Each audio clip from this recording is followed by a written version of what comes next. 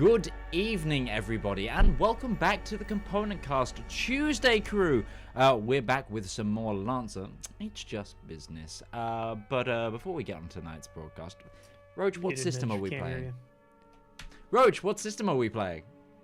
Hey, we're playing Lancer. It's a game made by Massive Press and is available on their website and itch.io page. You can get a free copy of the rules on their itch.io page and the second printing of their second printing of the hardback copy of their main rulebook. I think is still available for pre-order, but it is getting close if it is. So keep an eye on that. They do have a separate version available as well with a Massive Press exclusive limited edition cover, which features a monarch on the cover, which is a type of mech. It looks pretty cool, actually. So take a look at that. Can't get that, get the regular book. Can't get that, buy it. Can't get that, get the free copy. It's all worth it. And Mikey, have you got anything to say? I do. So me and Midge, we're both going to Rotterdam in June. We're going to TwitchCon. So the Component Cast, as me, I will be going as the Component Cast community manager, and Midge will be going as Midgeman. But we will both be there having a great time. So if you see us while we're there, come over, we'll say hi, do that kind of stuff, looking to do a bit of networking. So hey, it'll be a great time. And you can also check out the artist who's done all of our character portraits for the stream, for the show. You can check her out on Twitter and Tumblr as BUY Space Creator. Now, finally, for our shows, you can find them in the individual podcast channels. You can find them by searching the show's title. So if you want to find this show anywhere that I mentioned in the future, you can find it by searching Lancer, It's Just Business. You can find our Dungeons & Dragons show, The Underworld Chronicles, our Urban Jungle show, Chicago Nights, our Spyhanger show, The Great Schism, our Lancer show, It's Just Business, and our specials, including the Elite Dangerous Rivalzone special, the goodies for copies from Red Moogle special, House of Time, Midgeman special on the Podbean, Player FM, Podchaser, Listen Notes, Bloom Play, Apple Podcasts, Overcast Podcasts, Castro, Castbox, Podfiend, Podcastastics, and Good Pods apps.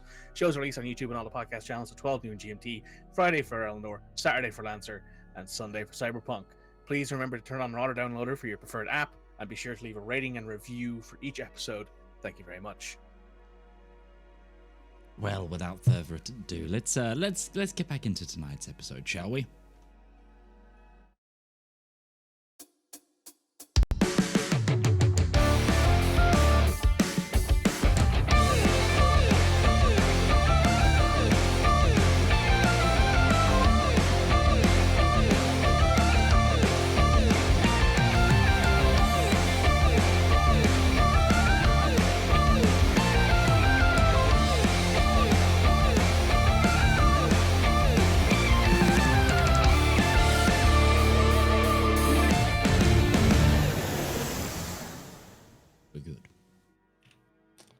Okay.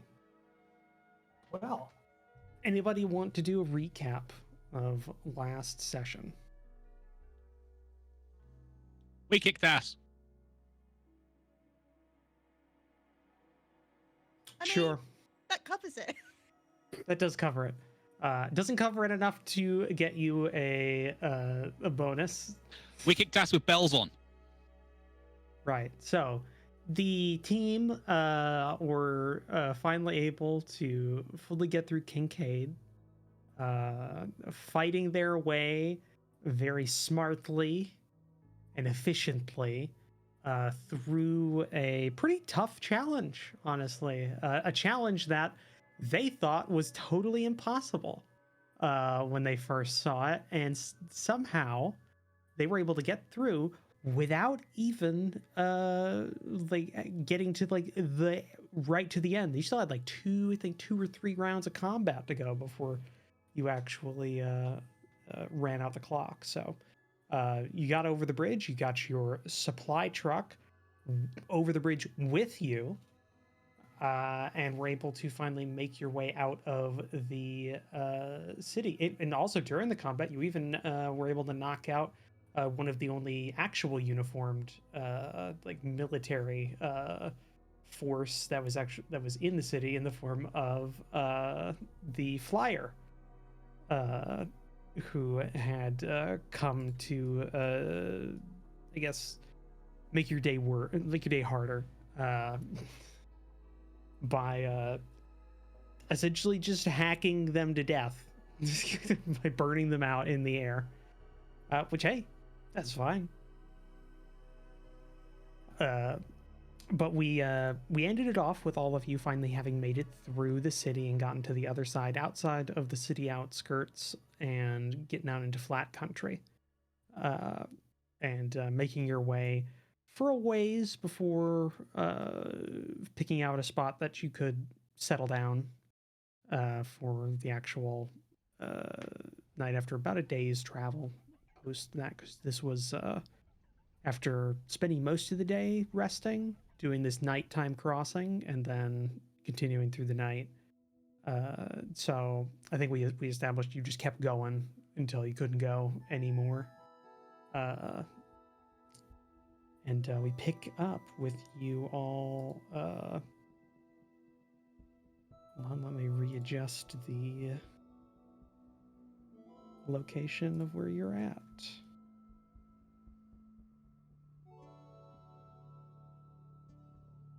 Just need. But yeah, all told, a pretty successful mission.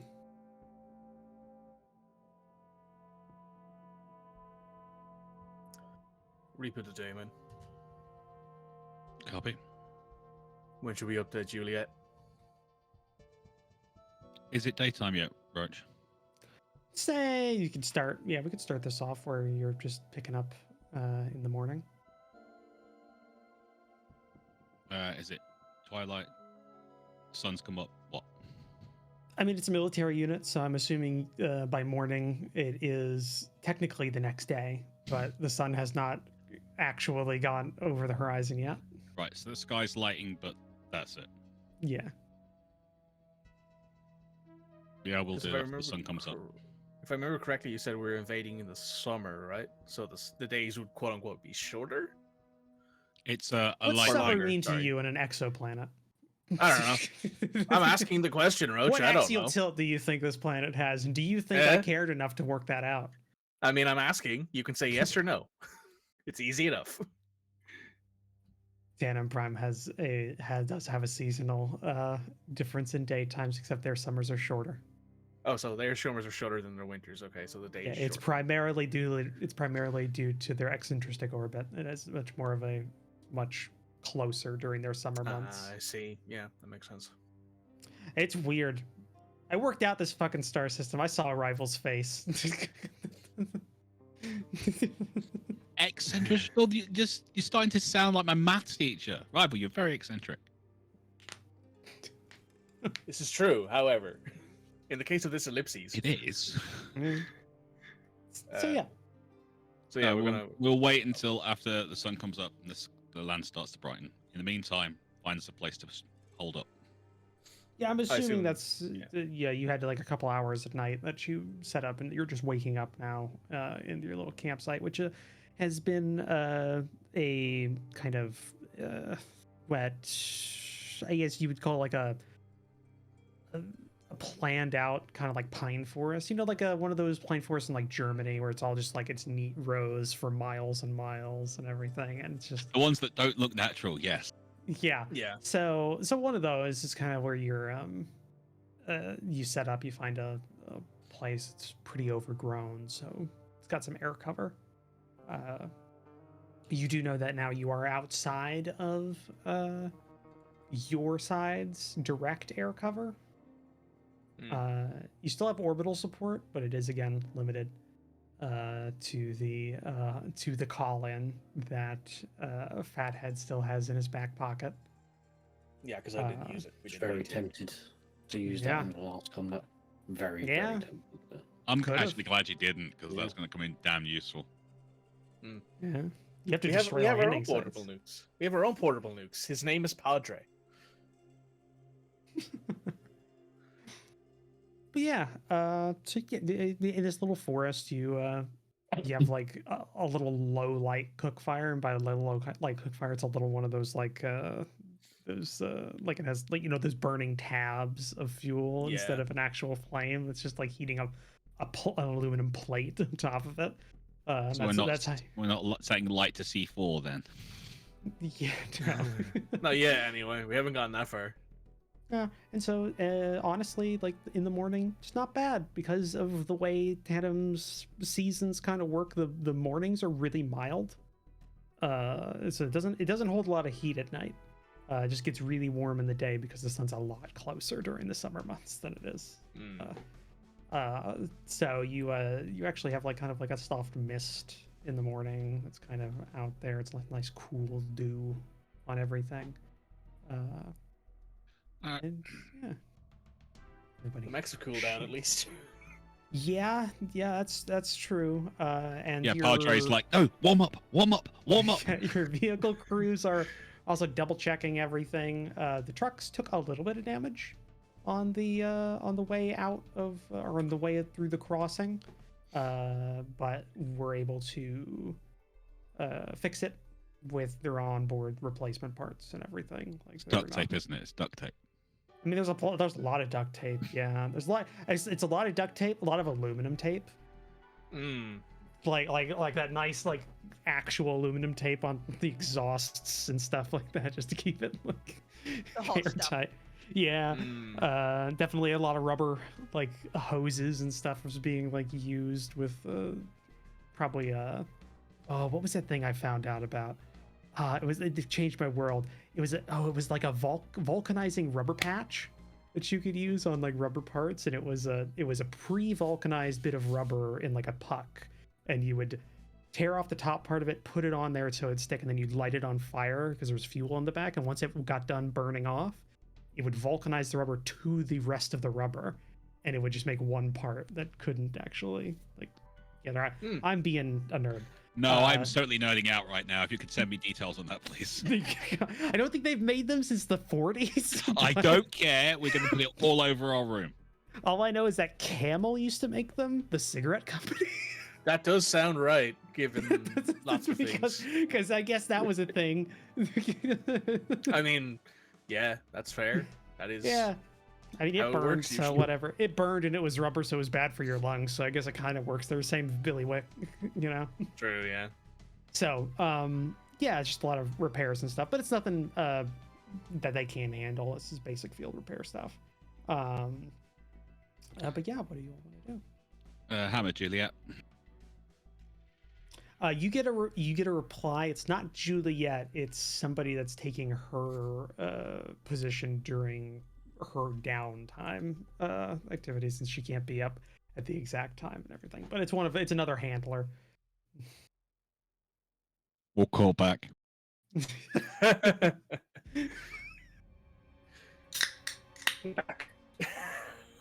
Hammer call back report. Drax can or something.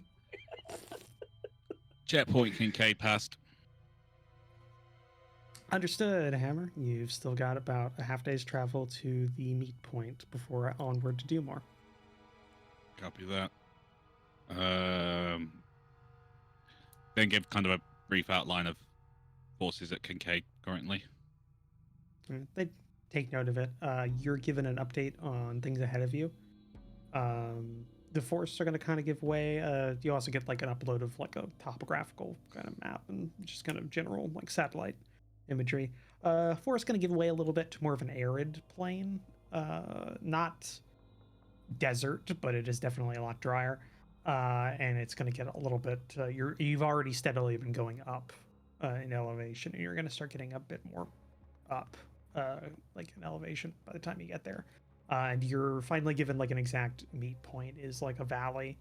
It's not a valley. It's like a box canyon kind of thing. And you're supposed to be meeting a group of Royal Tanam army forces there for them to check you out before taking you on through their security checkpoints.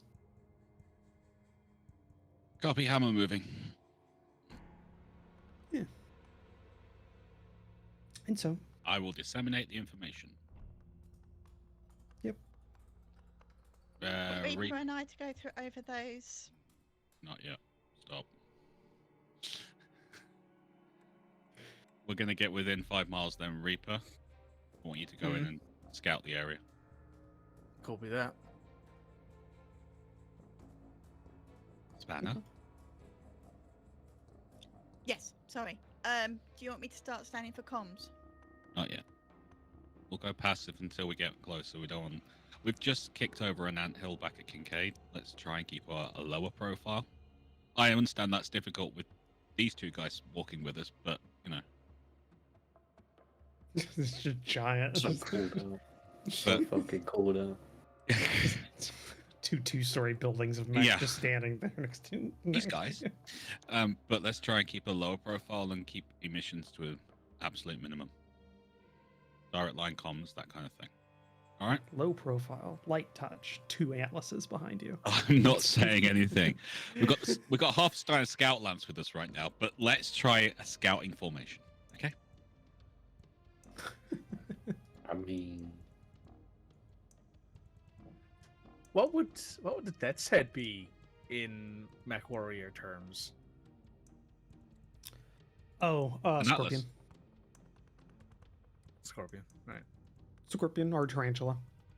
Depending on... Now, tarantula is probably a... whatever the sparrowhawk is. Scorpion sucks. Shut your mouth.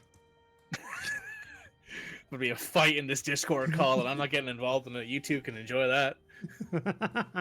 So, yeah, you shake out, get your food, get out, knocked out in the morning, and then begin your way once again along kind of your pre-planned path.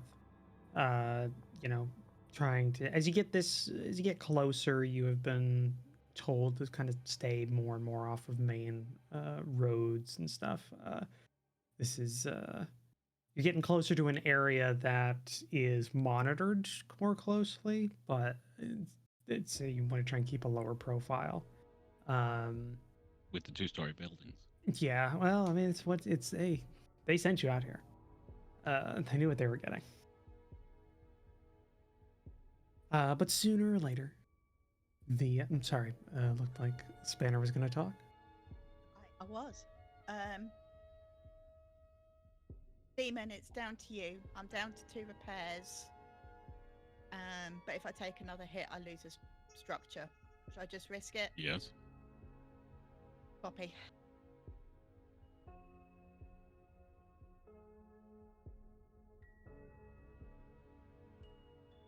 So you move. The forest gives way to more kind of open plains, drier, more parched kind of landscape.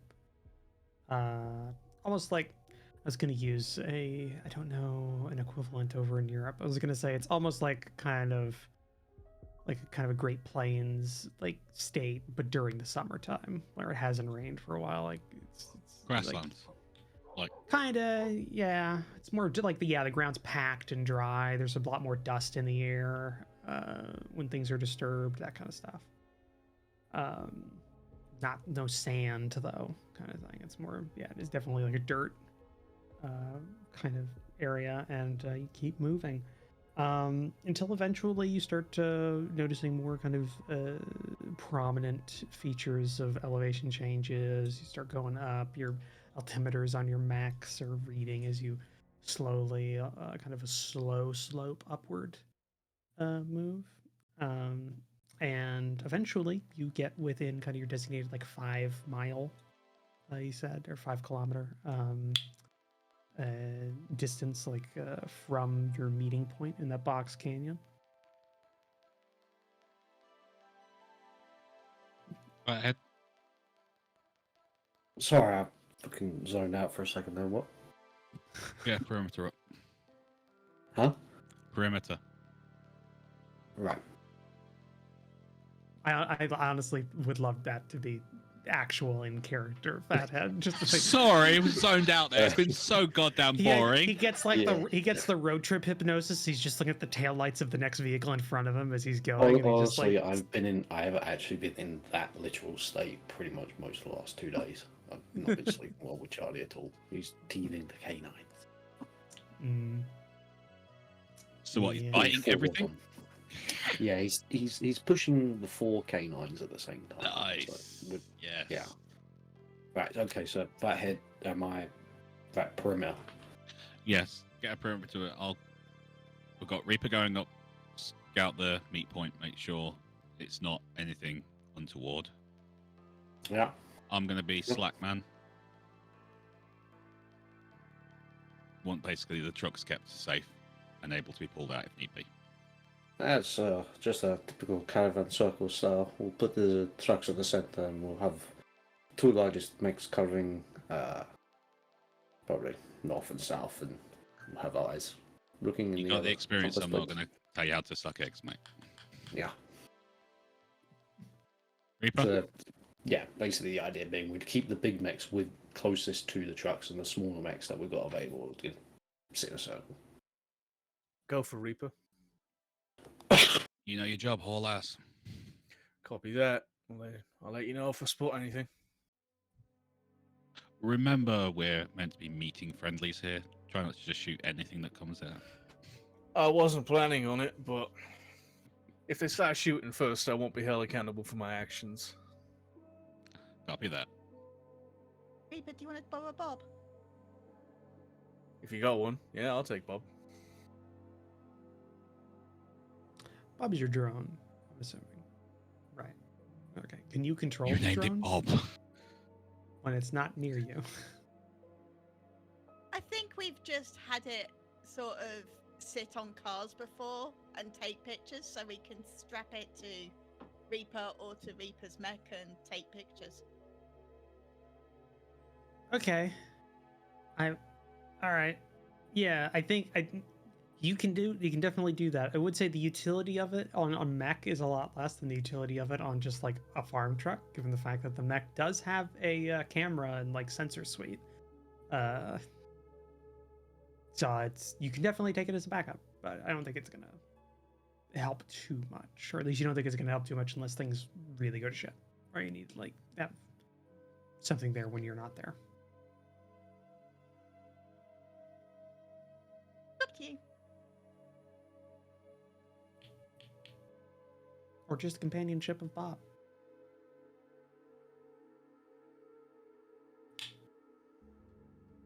Everyone needs a Bob. Mm-mm. In before it becomes like Anyway. Wilson, he draws a face on the drone and Just splatters the face of the drone with a bloody handprint. Just Oh, it's got to be oil. It's oil from that mech maintenance. Just yeah. Well, the mech's Uh, probably black, so you'd want something a different color. Well, sorry, not the mech. The drone's probably black, right? You probably want it a different color. Depends on if it's an Avari drone. I think Avari would just like brand their shit like past the point of being That's useful. true. Yeah. So that screams Avari to me. So maybe the drone is like an Avari branded drone, and so it is just like pure white with highlights of blue and red. That's why you slather it in the oil from the mech, so it's no longer white, Which red, is and blue. probably why it didn't trip anybody up whenever they saw it just on a regular farm truck. It was just like a commercial drone. Just fucking blended in. Yeah. So... Also, Spanner didn't do like that that. on purpose. It just happened, and she hasn't cleaned it. It's like Yeah. that fucking, have you noticed that so many like bland corporate colors tend to be on the blue side as well? Like, it's Yes. just- Yeah, like, because blue. every company for some strange reason, like so many corporate companies, construction companies, just companies in general, if My they're going to paint the company's blue. livery, they base it in blue. Like ultimate camouflage. It's a part of the idea that there's some psychology behind colors and mood and things, and like your subconscious. Is Yeah, why you- blue is meant to be trustworthy, and Trustworthy. despite the fact it just makes you blend into the background and be boring. Yeah, blue and red are kind of the ones that people go with the most because I think they have the most like positive, like Connotations, which is why also like orange is avoided and like orange what being was- angry and yeah. brash. I am not angry. I am very angry that you say I'm angry. Yeah. I I am wasn't even angry, I'm making that angry. joke, but I mean, let's be honest here, it totally works. I don't know. My Uh, last scouting company was black and orange colors, and I thought they looked pretty cool. Well, I mean, I honestly, I think the whole like psychology behind colors thing is like probably like it's an artist. Hold on, gonna reach us About 50% truth. 50% Yeah, I was gonna say bullshit. it's like 60% bullshit. I think like like there's something there, but There's a it's not grain of everything. truth, but Yeah. we're beyond the animalistics where we put such Yeah. a high priority on People's colours. experience matters more. Yeah. Okay. Dice game. So yes. So yeah, Reaper, you head out. Yep. And it doesn't take you long in a mech that is powered by a fusion reactor, cold fusion reactor, to get to an observation point that you deem looks good, where you have some sights into the box canyon. And you kind of settle there for a little bit, kind of observing the area. And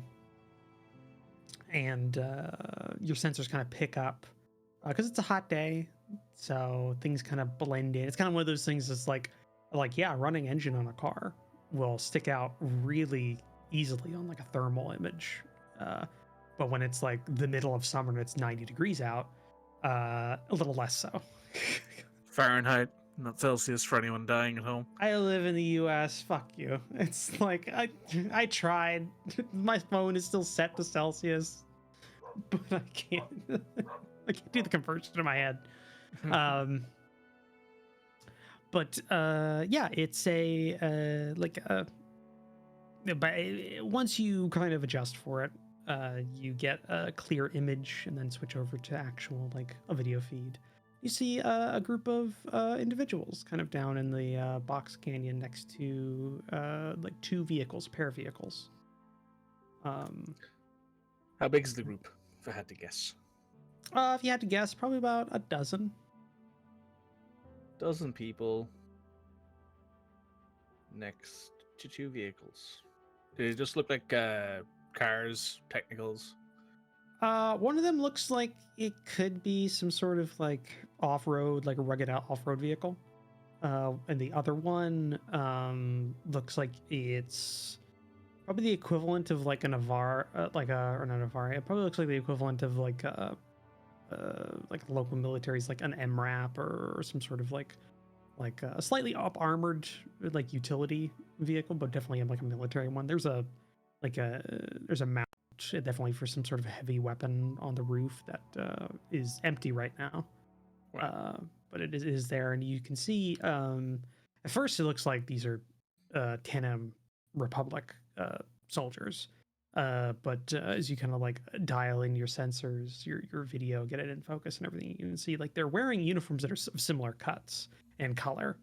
But each of them has like, in contrast, like they'll have like a white strip of cloth like on an arm or like on their upper thigh, or some are a patch or something that's white. The vehicles are predominantly kind of that bluish color that you see the Tenem Republic use, except these ones have like a stripe of white somewhere along like the top, like in a diagonal kind of pattern. It's noticeable.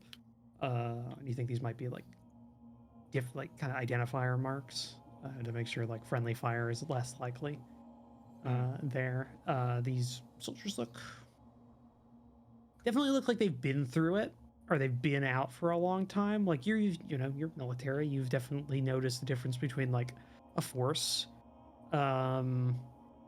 that's just coming off of the boat to go into get into like their area of combat, and those who've been there for like a couple of months or that kind of thing. And these ones are definitely like, most of their uniforms are like patched, like they've definitely like you can tell like a uniform been wearing for a long time has got like worn down elbow and knee joints, like they're definitely like worn away, so there's like a different shade there, and zippers are busted easy, so it's like half the time they've just like sewed buttons on and cut holes and they're just like buttoned, like that kind of thing. That was a thing for the US ACUs for a while. People didn't want to use Velcro or zippers. They would just sew on their own buttons and make buttonholes. So works. What works, and so there's some like light modifications and stuff, and then just a whole bunch of like random shit, definitely like mismatched gear here and there, things that have been like patched or fixed, but are definitely different color set, or much older or much newer kind of thing. No, almost nobody's clean shaven. And you see a distinct lack of like heavy body armor. There's some here and there, but most of like the hard shell body armor, which you use like once before you have to replace like the plate, like that doesn't, like, not a lot of that around. Like hard helmets, like combat helmets, not a lot of those. A lot of soft caps, that kind of thing. Looks like these people are dressed like efficiently but comfortably. Right. They look ragtag. They look like these are the guys we're looking for because they're ragtag. They've been out deployed for months, given the fact that they've got patchy clothes. Their equipment is all mismatched. For reference, vehicles probably look like shit. Yeah, the revolution that overthrew the Tanem royal, the family was 20 years ago. It was 40, right? Because it was 20 for them to come to us to hire a Varian and 20 for us to go back, right? Oh yeah, it's close to that, probably. There was an active rebellion that was going on for a time before it was set, so probably 25, 30 years.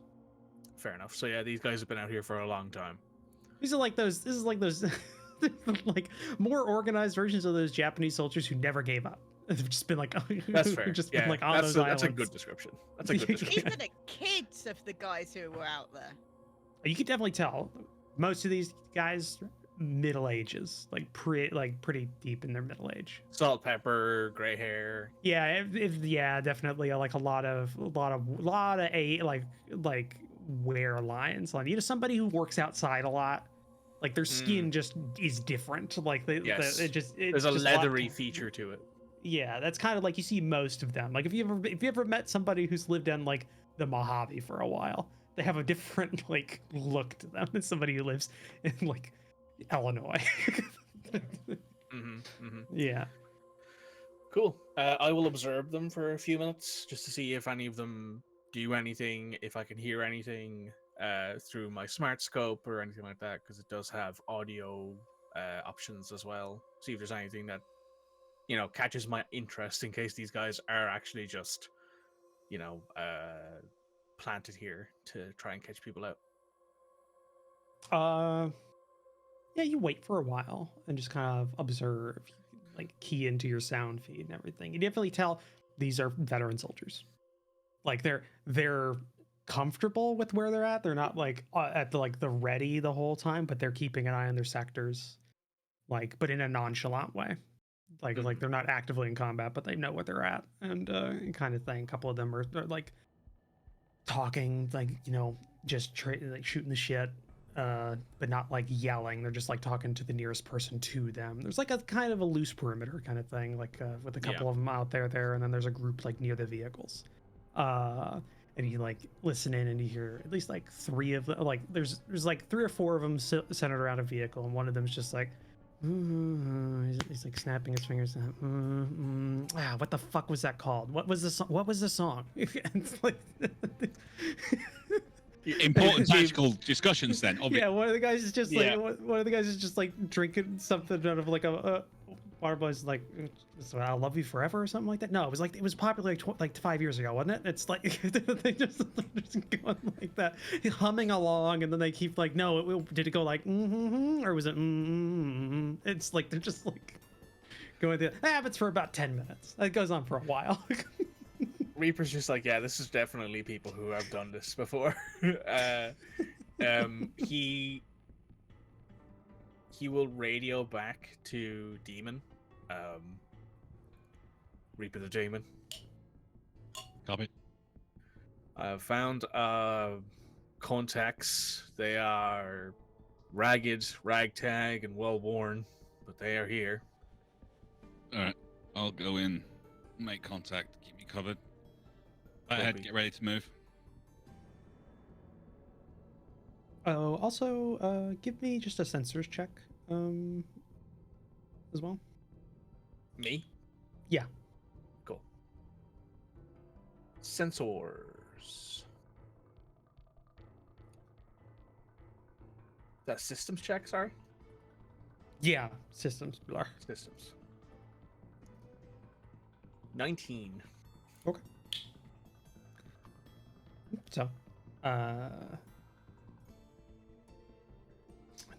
so Reaper, you call in, and Demon, you begin your journey. Are you just walking up with your mech?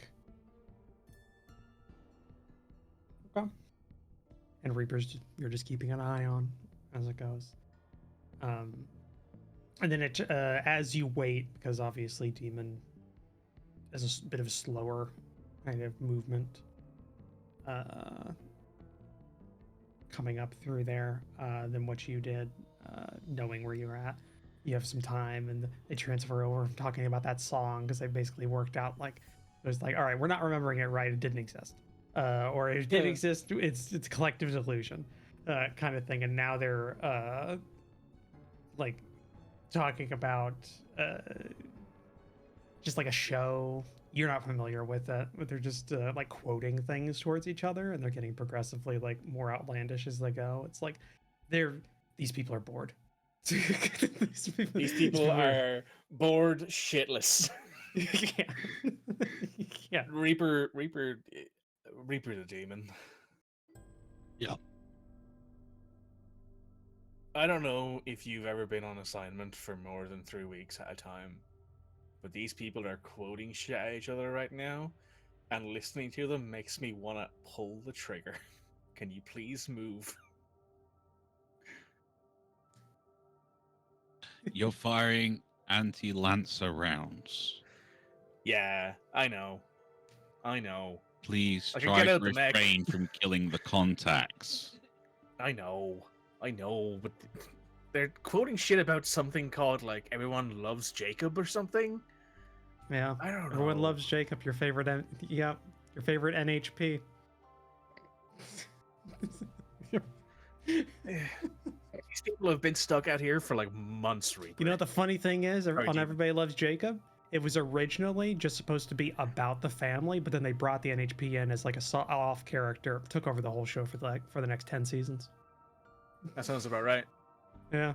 There was a big SNL comedy sketch about it or something like that. I think. Where like the guy's trying to kill him and can't. Yeah, that was a Jordan Peele. That was Jordan That's Peele. the that's a conversation Jordan that's Peele. going on right now in Reaper's ears, and he's just Yes, like, that's exactly what's happening right now in your ears. Demon, you crest the hill and are in there, and eventually you get into sight of these guys. And Reaper, you see them immediately shift to drop the whole subject. That just immediately drops. Like half of them take up cover positions. Others are like looking like they get into like in front of the group, kind of standing there waiting, and the others are back. You can definitely tell they're practiced. These are trained soldiers deep down. They've definitely been fighting for a while, and they don't have a lot to deal with like an actual like mech, but they've taken up positions that would be, these are tactically sound, definitely scoped out beforehand. Okay, I walked up to within like 50 meters of them and stopped. And one of them like puts his hand up, kind of waves a bit. Do I have an AP system? Yeah, I'm assuming there's some sort of there's some sort of like speaker. You waiting for us? You hammer? Yeah. Yeah. Did we have any kind of like password system or anything? You had an IFF that they can read. Do we have an IFF that we can read? No. You were told once you made contact to call in. Stand by. Juliet, tell me you're there. That last guy was a dick. Frankie's fine. Don't you? He's doing his best. Yeah, but just doesn't have dragging your, Frankie. Doesn't Poor have your dude. bones. Poor guy getting absolutely Yeah, destroyed. initial thing. Yeah, he's trying his hand at it. I'm here. He made contact with the. Juliet Hammer. Go ahead, Hammer. Ah, you're back. Thank God. Okay, made contact with the friendly forces. Understood. Should be once you make contact and get with them, they should be able to guide you through their checkpoints. Hold on while I pass it up the chain. Copy that. You're left kind of quiet, staring at each other for a couple of minutes. You see one of them like put his like cupping his ear so he has a better sound when like some wind goes through. Waits. You get but that's them, Hammer. You're clear to go with them. Should be clear all the way up to do more. Copy that. Then go back to the AP system. Looks like everything's okay. I'll bring up the troops. Nods. Everybody kind of like they're still ready, but there's definitely like a relaxation. Like they get from their like uncomfortable but primed and like brace positions to more like now they're in the same position but they're comfy. Fathead, bring them on up. Roger, understood. Fathead will start bringing up the Reaper? trucks. Do me a favor. Copy. Jump over the ridge edge and land next to them. I was already going to do that. You want to do that? Yes. These incredibly you want to do that? These No, these I'm not going to individuals- jump. Reaper's just going to like come around the edge and then walk I'm over gonna be it 'cause behind them. He has the mag boots, like he has the things where he can stick to surfaces, so he just goes over the surface and it's gonna just say- hanging off the edge. Oh, these really like these diehards of an old regime that have been fighting for upwards of 2 decades and are very highly attuned to like It's military a- ambushes. Let's freak them out. It's a thing, yeah. You know, they are obviously diehards and think very highly of themselves. We are the new guys in town. We have to show that we're just more than our mechs. Yeah, so Reaper just comes around the back and just appears behind them, turns on his PA system, and just goes, "Hi guys." A couple of them look over, get a couple of waves. One of them you see is like got like a slate. It's like, you know, a handheld slate, and it's like takes a picture. He then goes, "Please, next time you guys are like sitting around talking about something, please talk about anything other than everybody loves." What was the name I gave? Jacob. Everyone loves Jacob. Please. That show's like half a century old for me. Super One of them. cringe. Yeah, one of the guys is just kind of like, it's good, it's classic. What are you talking about? I spent Okay. a lot of time sitting in places having to listen to that show over and over again while preparing for work. Can we not? I'll get out my mech and go down and see the. I wish I was a better Commanding officer. improver because I was going to come up with like a catchphrase for Jacob, the NHP, and I couldn't come up with one. 'Cause that would have All about the binary. Yeah. 2 people quote that at you. It's really loudly. Hate you. You and me, That's- Reaper is just looking at these guys like the mech slowly turns to them, you know, in that kind of "what the fuck did you just say?" sort of moment. Fuck. That's good. That's canon now. So yeah, David, you exit your mech and walk up to them. No. Uh, Demon. A shaking hand type thing. takes it. Sergeant Miller. Well, Sergeant, as soon as we've got the supply trucks here, you lead, we'll follow. Sounds good. I'm gonna have one of my men in each one of the. You have multiple supply trucks? 2. 2. I'll have one of my men get in each one of them just to guide them more directly. I don't think you'll have trouble. Oh, we can take care of ourselves, but You know the terrain. Should be there before nightfall. Copy that. Want something to eat? Yeah, what you got? It just yells out to a guy named Frank, "What do we got?" And guy just like opens a door and just goes, "There's a couple of things." You get tossed, like there's kind of a small cardboard little like container. He gives it to you. It's not much, but we had him from back at the base, and you open it, and it looks like it's cooked. Like it's not like a meal ready to eat or anything like that. It's like this kind of like dried jerky, a couple of things of like local. It's kind of spicy, honestly, from the smell of it. Appreciate it. Just waits. I have a lot to talk about. So you got any idea where these landing sites could be? Somewhere out in the desert. It's not my thing. Oh, fair enough. No. How you liking tannin? Our job is to take them out. Warmer than I thought it would be, for sure. It's the summer. Nights are not bad though. I mean, I like the nights out here. It's kind of picturesque. I served on Trends back before everything went down, and they've got a much nicer climate there most of the year. It's nice. Perfect for me. It's way too hot here most of the time of year. Really dry. I don't mind that. I prefer dry heat over wet heat. You can deal with dry heat a lot easier. One of the guys is out there just goes like, wet heat's horrible. See? Oh, horrible. It's just fucking... I love that. Wait, have we just turned the conversation from bad TV shows to the weather? I'm Yeah. honestly... No, we this is- turned it from bad TV shows to Good Morning Vietnam. Yeah, we did, yeah.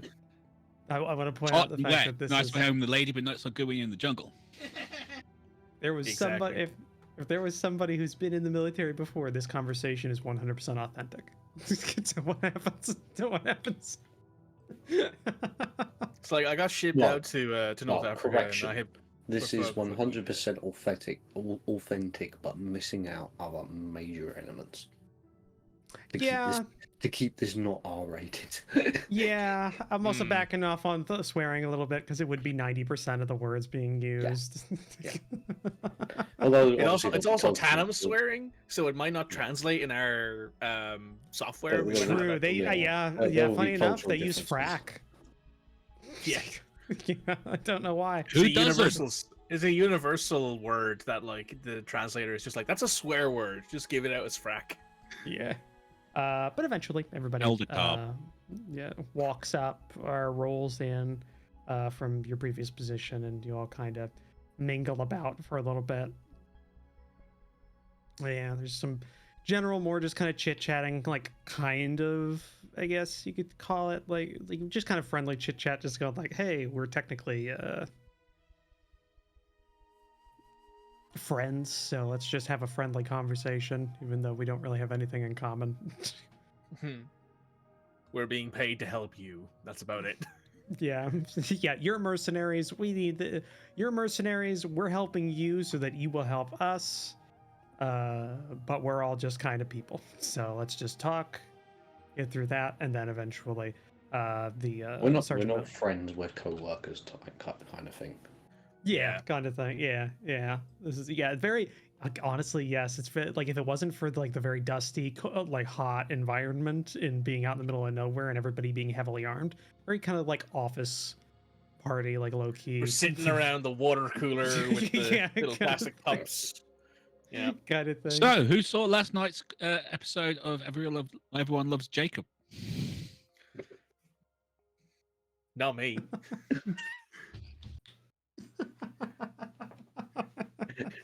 Hey, it had 10 seasons for a reason. It was genius. I mean, okay, the 9th season was a little weird when they got in the shrinking ray and the invisibility ray and stuff like that. But I mean, it's worth it. And then Miller doles out one person to each truck to ride along to kind of guide them through. And they start getting into their vehicles, and you start riding out through this box canyon. Basically, you actually backtrack over where you came in through this box canyon, back out again, and then take a different route. And you're traveling for a bit, actually. It's not a very direct course, but eventually you start getting into a couple of like hills, across a couple of switchbacks, through some weirdly dry forests that kind of are around here, like very local, almost looks like either hybridized or like cradle transplanted like fauna, in the sense that this is very dry, like kind of weird alien trees that instead of having like a whole bunch of branches that then bring out a canopy and everything, it's just like it's a quad. It's like a giant stem with like 4 very large flat apparatus that just kind of like angle towards the sun slightly, and it looks kind of fleshy, but it is a plant, you're told. I'll take a picture of that. Yeah, it's like a slightly off orange color, with like highlights of like kind of veins going through that are like white. Yeah. But it gives a good amount of cover, and as you were going in the same distance for a while, and then immediately take like a right angle, like 90-degree off when you get under that like kind of tree cover to a different direction, and then empty out about an hour later, heading more directly towards Dumor. And eventually you get close enough that you start going through some checkpoints. And basically, same thing I said about all these guys, basically holds true for the individuals you see at these checkpoints. Here and there, like some of these checkpoints are kind of disguised as like maybe a cafe that some of the vehicles like stop up next to.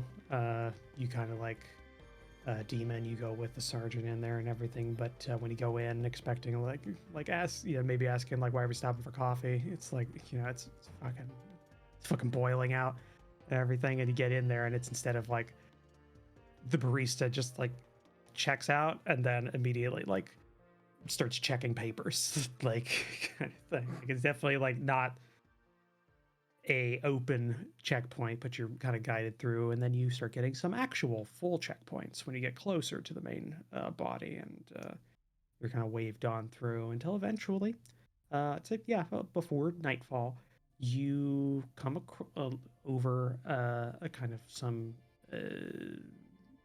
hill, and you see in a big kind of valley near some very lazily running, like it's almost an insult to rivers to call it a river nearby. It's a brown muddy water that's moving through. It's definitely very low, but definitely this town was made next to it for that purpose.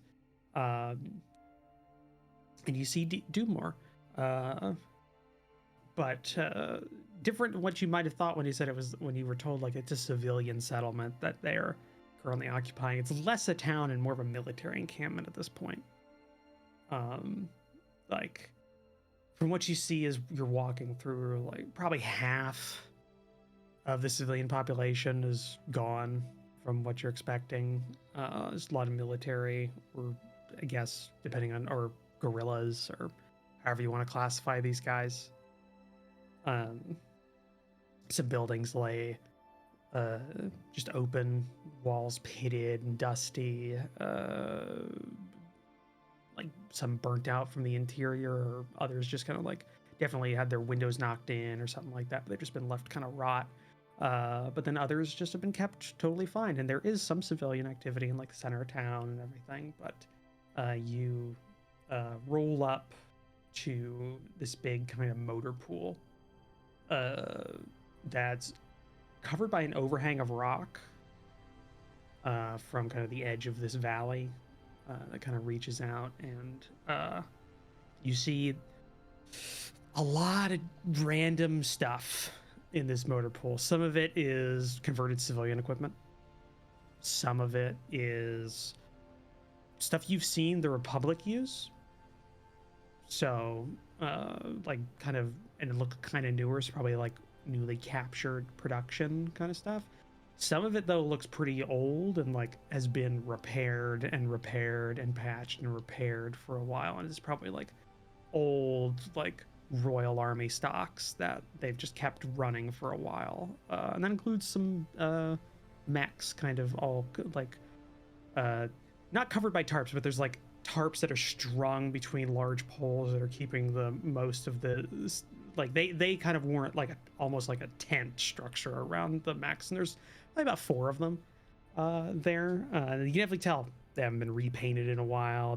Their paint's stripped in a lot of areas. They definitely, like, to the point where like there's some bare metal showing through of just like you know, when you sandblast like a painted bit of metal, but instead of this being sandblasted, it's just from this being used so much and grinding through soil and dust so much that it's just had that effect done. And you're showing kind of like where they want to put you, and you're kind of off on your own. And there's a bit more people here than you expected, probably. You were told this is like a regiment. It's definitely not a regiment size-wise, but it's a lot. It's a good number of people, a lot of infantry. There's some crewmen for vehicles here and there, kind of bustling about, checking things. A lot of people sitting on their hands, just or making it or trying to look like they're busy. Here and there, but Sergeant Miller just after he shows you where it is, get settled in. I'm gonna go report in to my superior, and you'll probably have somebody from the colonel's staff come and get you to talk with him. So just stick around here.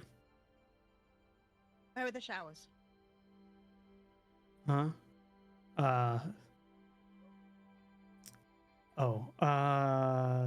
So we don't, not, well, what is today?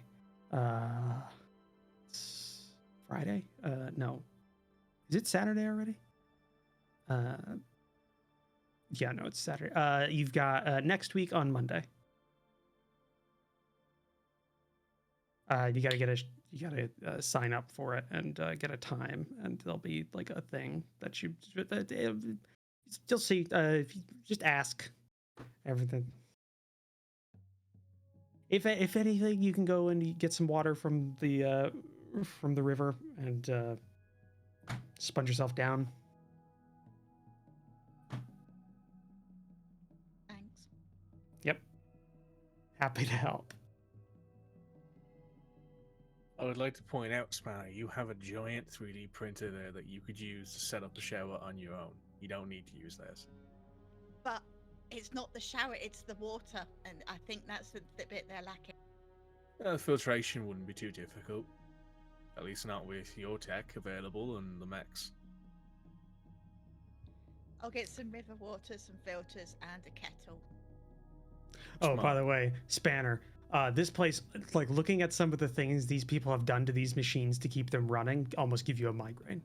I was gonna say, I feel like my heart was broken by those mechs, so... There's quite literally a tank that has its engine, like, outside of it right now, and you're looking at the innards that they have been repairing, and you're, honest to God, you're pretty sure that that whole, like, engine, like, there's a whole side of, like a little electronics unit that has been just soldered onto the block because they can't get it anyway because they don't have the bolts anymore to put it down, so they just like hard locked it there. Wait, I am using my 3D printer for other things other than filtration systems, okay? Well, I guess you're not taking a shower then. Just a lot of people swearing and like kicking these things to get them working. There's definitely like kind of like, oh, this is my uncle Jeff's like garage that he's repairing something in, like kind of vibes. There's definitely like a lot of missing 11 millimeter like Spanners. spanner heads. Yeah. People using just Down, fucking, Red. like Down. people using like plier grips to like screw bolts in because they don't have the right size to use like a wrench. And a Okay, ratchet. so I tell the group to kind of pick a spot, Yep, you kind break of settle down, in. and chill out. Yeah. I'm gonna say probably almost immediately. People who aren't currently busy like come up and just go like they start asking you, hey, have you like getting your lowdown on what's happening outside, but also quite a few people just going like, hey, I know this is probably weird. Do you have any like downloaded like OmniNet dramas or shows or anything like that you have on your slate that I could copy? Like stuff like that, or like, These hey, people you got have some not had music? Not had new entertainment in like 40 years, so yeah, that's to be expected. Or only what they can kind of just like get randomly. That's Like true, they don't yeah. have they don't have a ready connection, so they've got probably like what's over the radio playing at that moment and like what they can get from going out undercover. Let me have a look at your OmniNet radar and I'll see if I can get it working a bit better. These people don't have an OmniNet connection. So I got but cut yeah. off during the wall. Yeah, so they're just like, "Hey, I'll give me like, yeah, if you got like, it's like if you've got any shows or anything you were doing for entertainment in your downtime or anything like that, they don't give a shit. Hey, can I copy that?" Reaper's listening to music, like he's sitting on top of his mech listening to music, and you can see like he still has a helmet on, but there's like that hollow display over the front of it where it's just a music player, and he's not listening, he's not responding, he's just sitting there, just listening to this music, relaxing, just lying across the top of his mech. Yeah. If they want to yeah. try and climb his mech, they can try. No, people are And just I'll like kind send of. them all the books she's downloaded because she's a book person. Hey, people. There are a couple of people. There are people. I don't care who you are. There are people who just prefer books, even in like a situation like this, in a group like this, and they will take that readily. They're just going like, "This is book 2 of this series. I haven't read the first one. Fuck it. I will read this." It's better than staring at a wall for 7 hours of the day. Yeah, it's better than cleaning. So yeah, that kind of thing just happens, but they're keeping kind of their distance from you for the most part. Like they're not touching your equipment or like they're not going through your stores and going and just going like, hey, you got a replacement bolt for this? Like they're not doing any of that. Or hey, can I, like they're definitely staying away from that. Keeping their like distance because you're new, and again, most people there's a few that are doing that. Most people are kind of like eyeing you, because you're new people. You're not a part of the movement, so they're kind of just like being a little wary. Amen. Yeah. Think the commander will know anything about the side project. Let's try and keep that on the DL for now, okay? Okay.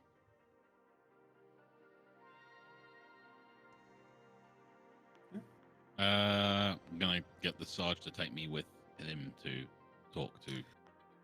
They kind of left you for like to your own device for a while because they're not going to the head honcho. They're going to their person, and then they have to go to the kind of has to go up the chain. But it doesn't take long for somebody that's and again, most of these people, their uniforms are like definitely like, some of them are more patches than uniform at this point, kind of vibe to them. Another person comes out and they're a little bit more put together. Like their uniform is like, it's kept clean. They're actually like, their hair's like combed and like kept, like maybe they cut it themselves kind of thing. Still like they're looking more put together to an extent, like in comparison, and they're wearing I'm assuming at this point you've probably taken the time to understand at least the rank insignia of the kind of the local culture for the tandem. And so they're wearing a lieutenant's insignia on their uniform as they walk up.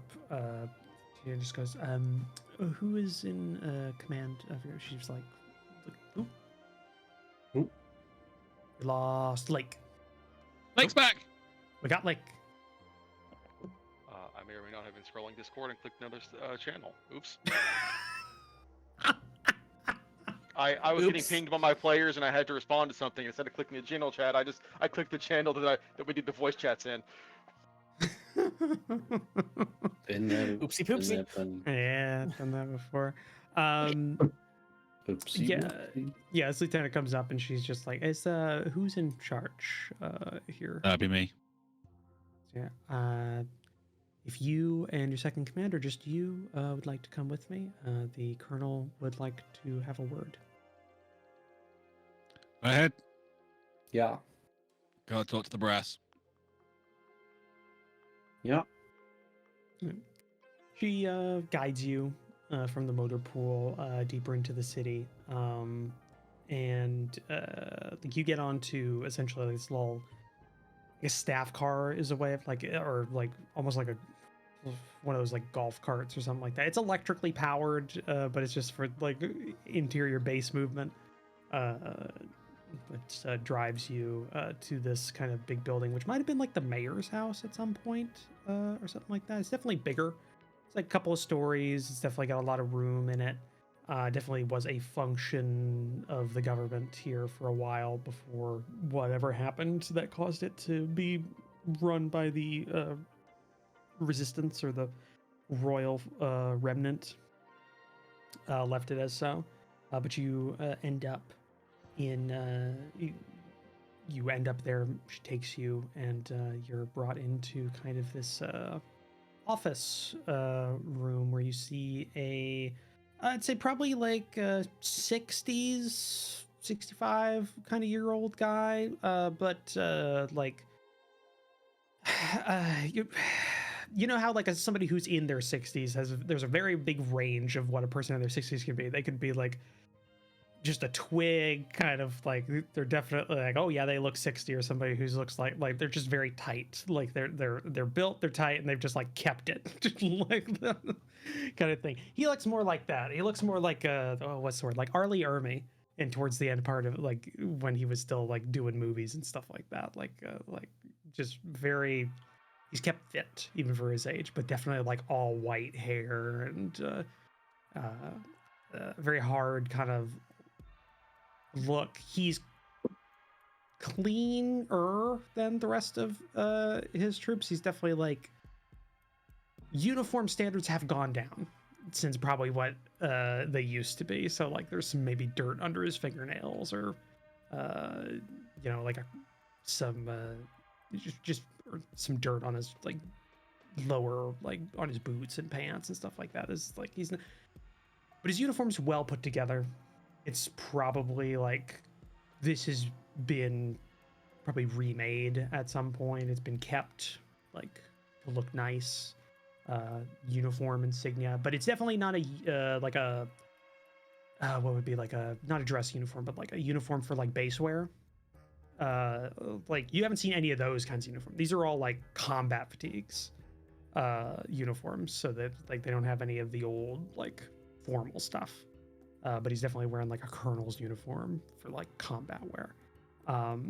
And he's got a very like squinty look all the time, but not wearing glasses or anything. He's just like for being in the sun a long time, his eyes just don't open like fully anymore. You take him into a dark cave, he's like, I still can't see. Yeah. Open your eyes. They are open. They are open. I can't do anything more. But he stands and holds out his hand. And he says, "I'm assuming you're demon." That's right, sir. And My Colonel- second in command, Fathead. Colonel Strad, take a seat.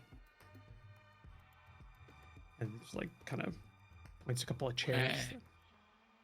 Yeah, there's a couple of like not matching chairs, like in front of like kind of a worn desk that he doesn't sit on the other side of. He does that thing where he kind of like he's in front of it, he just leans. He's half sits, half leans on the desk on like the side you're on, but like so there's not a desk between you.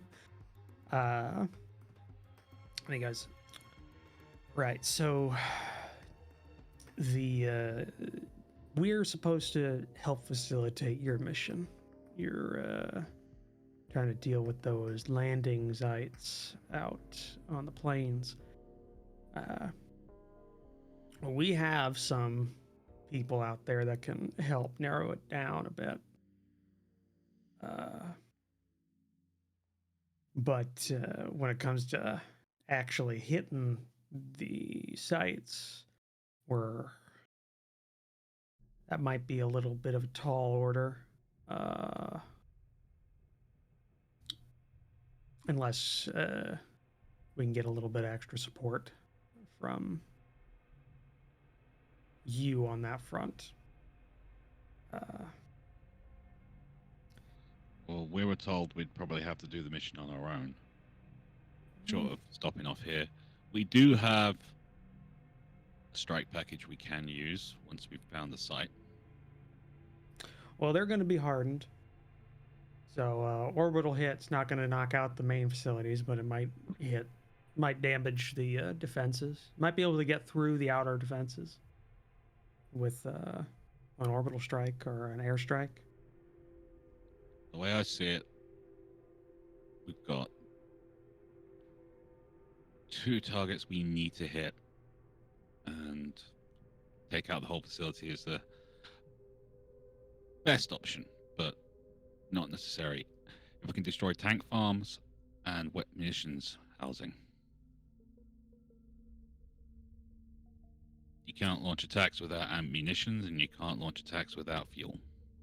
It's true. Well, we don't have exact places for them in our records, but we do have some information we could use. They still use most of the same construction blueprints and standards that we used back in the day. We've still got those on hand. If they've built them out there, and probably the same make that at least a couple of my officers served in before, so they might be able to give you a lowdown. We might even have them in our records, so we could probably check. Reggie, he yells out in like kind of like the empty space of his office, and you see like a little like half silver podium like in a corner.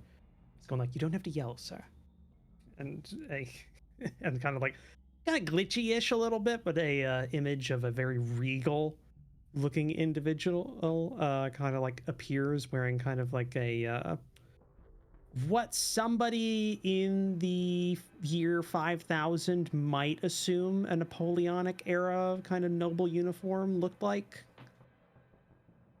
It's close, but not really. But there's a mix of kind of like, you know, other eras like later on kind of in there, but So basically the Warhammer mishmash.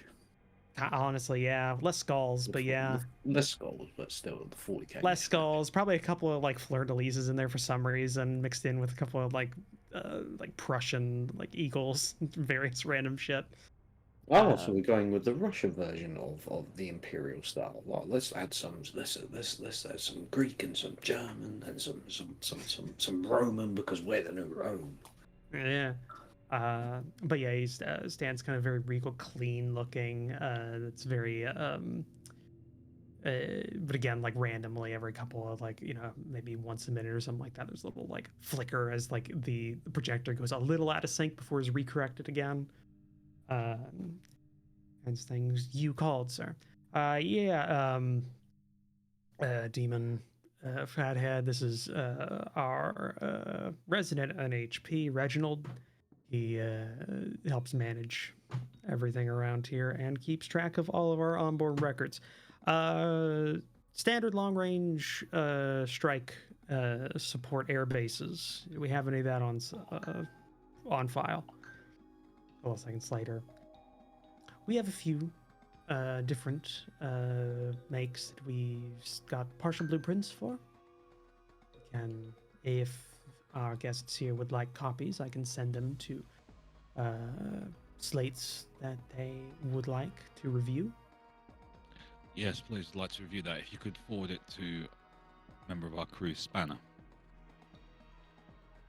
Her devices are not open to the network, so she would have to open those before I can.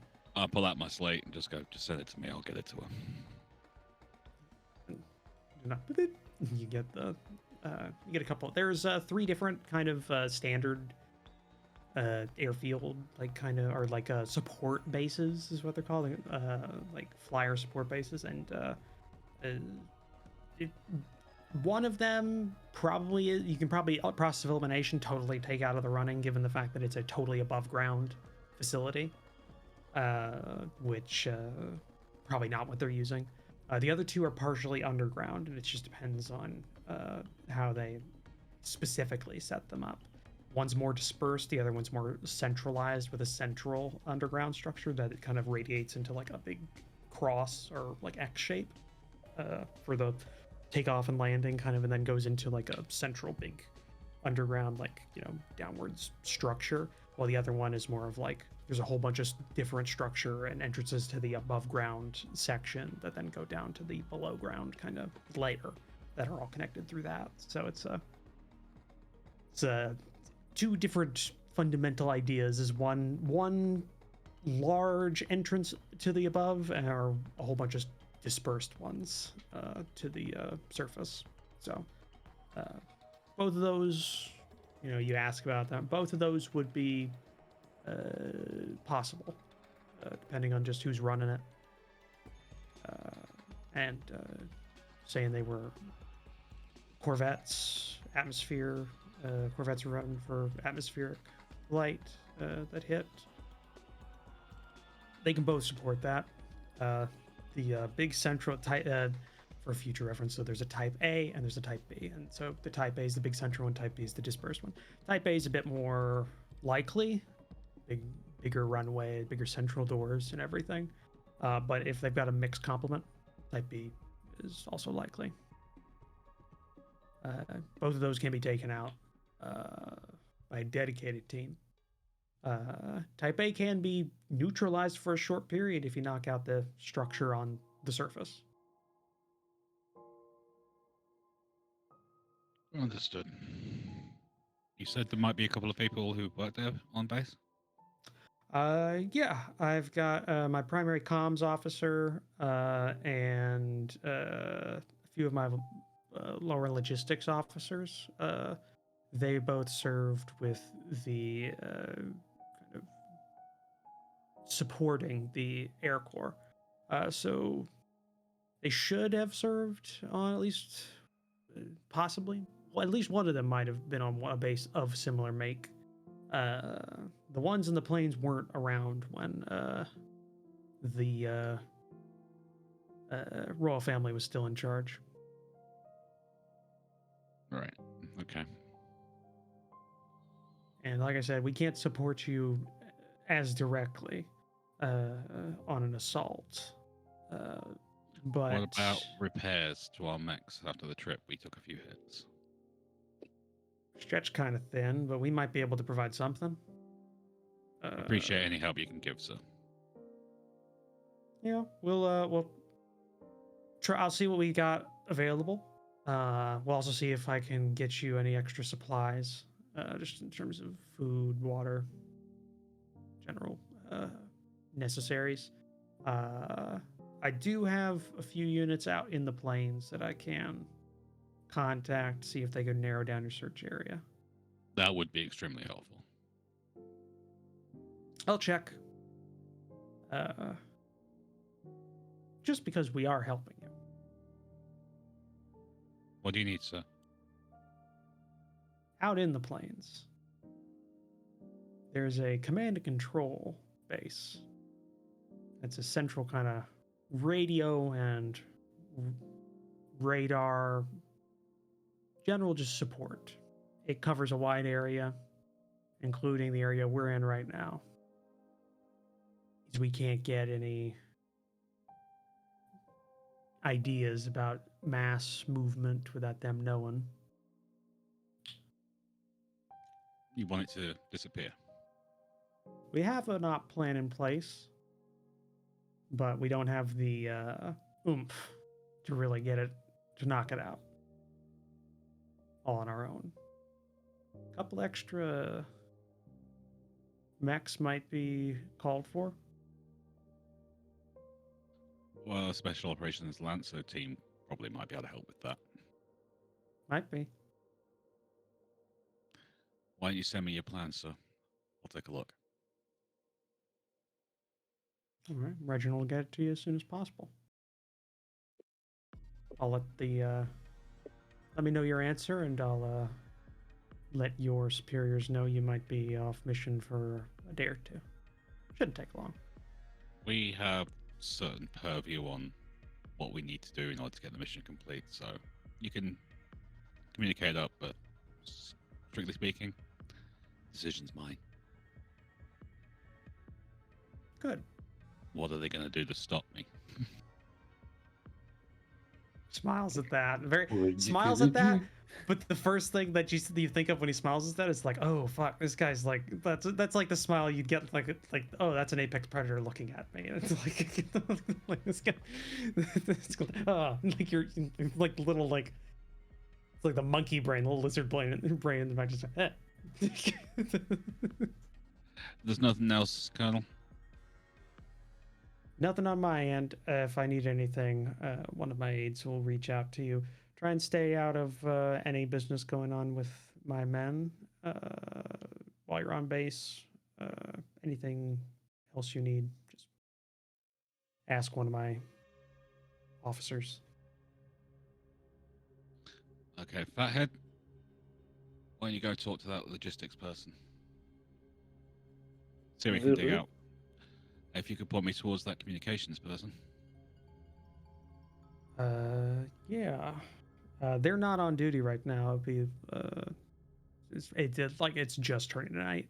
They have, so in the morning, I could get you, tell them to come and talk to you during their downtime before they start their shift. Appreciate it, sir. And I'll inform all my people to stay close to their own equipment and out your way. Yeah, keep an eye on it. My boys are well trained, but shiny equipment is shiny equipment. Of course. Wouldn't want a mug missing. The way he says that implies that if you did give them any chance, it wouldn't just be the mug that would be missing. It would be the table that the mug was on as well. They live by the rival rules of looting. Take everything that's nailed down. Take everything that isn't nailed down, and the nails. Yep. And yeah, you're shown out. Reginald, the NHP, gives you the contact, like tells you they'll be there, etc. Kind of thing. And the Fathead, you're also told the same thing about the shift. They'll be in there in the morning to talk, so you've got some time to kind of spread around and speak. And you're let go and go back to your unit. In the time since then, did anybody want to do anything in the base while they waited? Yeah, so at some point, Reaper's going to actually like set up a like a Dropbox with all of his music in it, if anyone wants to download it. So he at one point he sits up, pulls up his slate, and just says to the crowd, "Hey, there's a Dropbox on the network, on my local network, called this. Music's on it. Download it if you want. If you don't like metal, you're not gonna like it. So, up to you."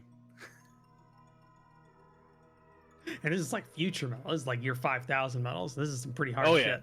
This shit's good. Yeah, this is pretty good shit. This is the this is like fourth dimensional music. It goes into There's like, it makes you sweat at points like you're at a game. Yeah. Oh fuck. Yeah. Yeah. You feel it in your heart. After that though, he like turns off his music player and puts his slate to the side so whoever's downloading it can download it without him getting in the way, and just pulls out his little medallion and is just sitting on the edge of his mech, just with his legs crossed, just twirling it between his fingers. Okay. Is that actually meaning anything? this, and he like holds it out. Yeah, you play with it a lot. Hang on, and he gets down from the mech so he can be next to you and holds it up. It's like it's a silver or maybe stainless steel medallion. You're not sure. It looks well maintained and well cared for, at least. It is of a pair of sides crossed across each other with a sword down the middle.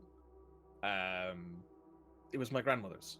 She used to she wore it while she was fighting against the Second Union on my home planet. About, God, what would it be? Nearly 1,000 years ago now. Oh, it's not 1,000 years. Or oh, wait, are you talking about when the Second Union was trying to get in? Yeah, like trying to take over. Yeah, that's probably. I spent a lot of time in freezers. Yeah, your whole family would have had to spend a lot of time. Well, she fought, had kids, then I came around, and my parents didn't serve because obviously the planet wasn't really interested at the time. They were more interested in rebuilding the population and, you know, creating a workforce. But when I came around, that had kind of been fixed. So, in order to kind of follow along my grandparents' footsteps, I said I'd sign up to the Union, and they gave me this. It's the only thing I have left of my original family. It's also, it's odd as well. And I tell people this, they get a bit iffy about it, but we don't necessarily view the incarnation of death in the same way the rest of the galaxy does. We view it like an old friend. Death is something not to be afraid of. It's just there to take you to your next resting place. It's not scary, it's not horrifying, it's just an old friend sitting at a bar with a drink. That's similar to like a book I've read. But that means Reaper's a friend, not like everyone else reads it. Well, I earned the name because of my time in the military, but I didn't want it. You don't mind it? Well, I didn't want it because of the reason they gave it to me, but I'm stuck with it now, so.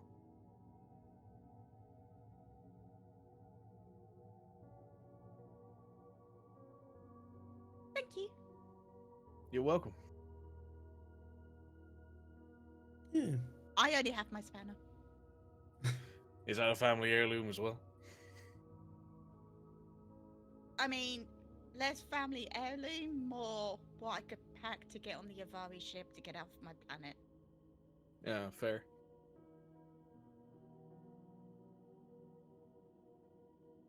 All right, well, before we go any further, I think we have a break.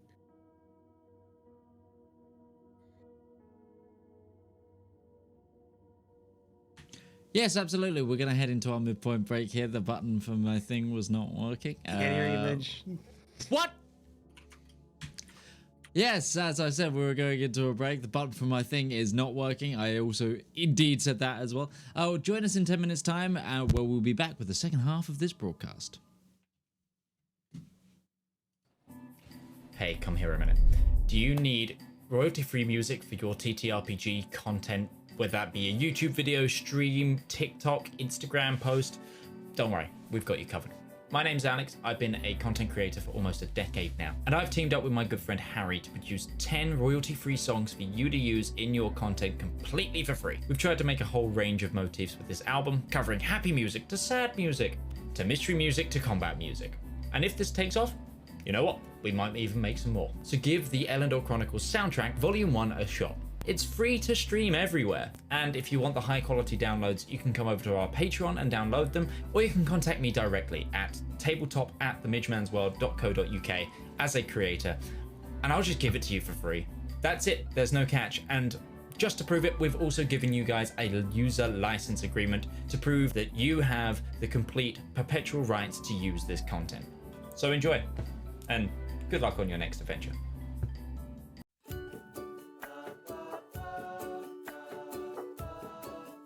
Oh, good day. I'm Martin Sanderson, and I'm the CEO of Avari Military Solutions. We here at Avari know that it doesn't take much to cause problems out on the frontier, whether that be from local pirate raids, neighboring interstellar powers, or even just an unhappy populace with unreasonable demands. Just what is a small to mid-sized regional power to do when faced with these problems? You look to Avari for your solutions. With open-ended contracts, well-trained personnel, state-of-the-art aerospace forces, and competitive rates, we stand ready to help find the right solution to your problem. So if you have a problem, why not call Avari for your solution? Our operators are waiting to take your call, and consultations are free of charge. Avari Military Solutions, a solution for your problem. Avari Military Solutions is not licensed to operate within the Kark and Dre Baronies, the Andes Corps, or any Class A combat zones.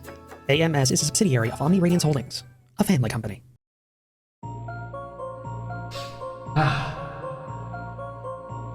When is a story more than a story? When a tale is more than words on paper? When is an ad more than the script it's written on? In the darkest and deepest annals of our own history, worlds of wonder and splendor burst through like a blister made of hope. From the brain that's wrestled and riddled with madness, a radiant pustule. Writing, art, that's storytelling. That is the true lust of life.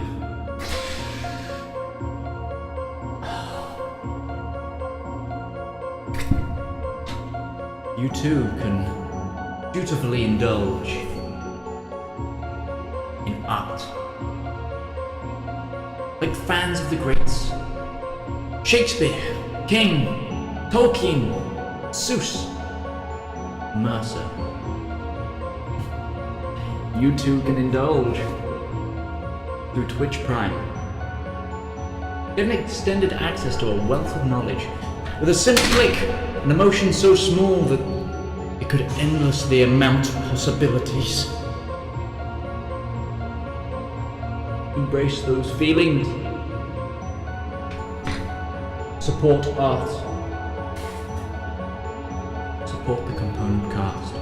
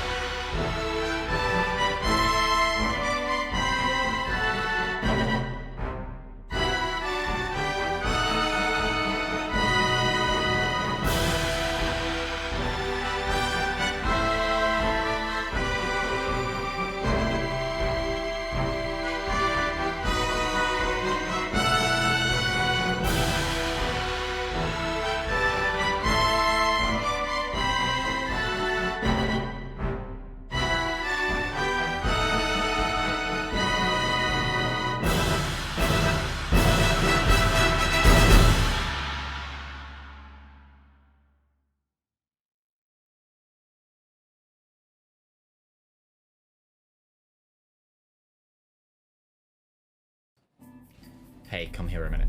Do you need... All right. So, Oleg, Padre, anything you wanted to do in the base while Demon and Fathead were out? I think Oleg, at the mention of the show, My Brother Jacob, is upset because to his purview, there's a show that he really liked watching that was canceled to start airing My Brother Jacob. So he had started binge watching that in his Mech. And that show was basically just called All in the Mainframe. All on the mainframe. Very similar premise to what they turned My Brother Jacob into, but in his opinion was the clearly far superior show, and the fact that it was canceled to make room for My Brother Jacob is still something that bothers him to this day. Only after 2 seasons, and the first season ran totally out of order. Basically, yes. Yeah. So what you're saying is the first season is like Firefly. That was the meta joke I was making, yes. And to continue this meta joke, Padre's not seen any of them. Lost your Midge. And to continue the meta joke, Padre's not seen any of them. But Everybody Loves Jacob is just a parody I made on the spot about All in the Family. So you definitely see All in the Family. Urkel, come on. What? You haven't seen Everybody Loves Raymond? That's what I was saying. Or Everybody Hates Well, no, Chris. because I made the joke about the ANHP coming in and then taking over as the main cast member. Because All in the Family had Steve Urkel come in during the season 1 as like a random character, so loved he became the main character out for the rest of the series, to the point where like original characters didn't even make like a show at all. Like it got kooky, kind of thing.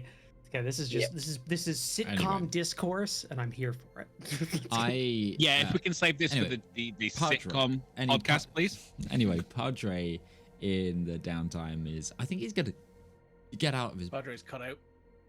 I think Padre's going to get out of his mech and walk around for a bit. Just stretch his legs more than anything. Just fresh air, kind of. He's not going to really interact or anything. I think he's just done with being cramped inside of something that keeps getting shot a lot.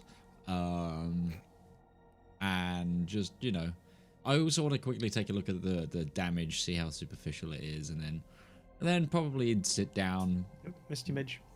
Then probably sit down, read a book a bit, and yeah, he's just gonna. I think he's just gonna also relax once he's gotten outside of it. Yeah. No, I was gonna say probably have a thing down where, you know, you set up and you're in a little encampment, so you've got like kind of a setup that you know how to make, and so in this little out of the way section of the motor pool, there's some like fold out chairs that somebody's carrying in one of their like stowage compartments, and another person's carrying like the space heater, and another person's carrying like it. So you've all got kind of like your designated like, okay, this is what I'm rucking. But instead of rucking, this is what I'm putting in my stowage for on my mech this time around. It's kind of a, so there's little like cozy camp, or not cozy, but usable camp made, like a semicircle. So if after, you know, walking around for a bit, checking out kind of what this place probably at one point was like maybe like a mining town, from the vibes you're getting. But it's definitely not anymore. But depending on how long you kind of walk around for a bit, you even like you see there are civilians kind of still living here. They got shops that are open. A couple of like restaurants or places kind of just catering to the soldiers that kind of make up a lot of the actual like industry that I guess you could call like that lives here. So a lot of places to repair like, you know, clothes and boots and stuff like that. But nice little like restaurant, provides pretty simple meals. But you know, it's better than pre-made food.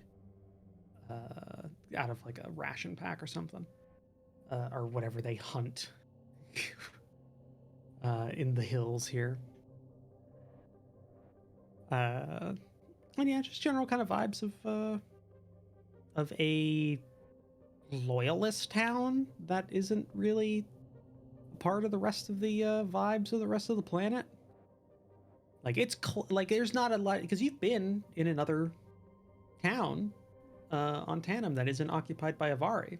You went through Kincaid during the day. Vibes here, like other than the soldiers, pretty close. But there's very distinct differences, and you might see maybe subconsciously why these people, like the planet itself, rose up against the royal family, because there's a couple of things here that's kind of like, oh, okay, that wasn't in the other place you've been, like depictions of like a royal crest in a lot of places, an old royal like family, like a picture in a frame of like the king and his family, like displayed prominently and is like in the center and highest picture on a wall, kind of thing. Very like back of your head kind of things. Like once you like realize, you're like, oh. There's a difference. And music is obvious. Music, things like that are playing for entertainment, definitely out of touch or out of sync with what you remember going on in Kincaid. That was very vibrant, plugged in kind of community. Where this is more like, ooh, wow, you can like, you're not even familiar with the culture or the backstory, like kind of what it was going on years ago on this planet, but definitely feels like it's about 20 years behind. Like going to one of those like kind of really far out places on like Route 66, like in the middle of nowhere in the United States. Like one of those places on a highway. It's like there's 70 miles between here and the nearest town, so have fuel enough for that.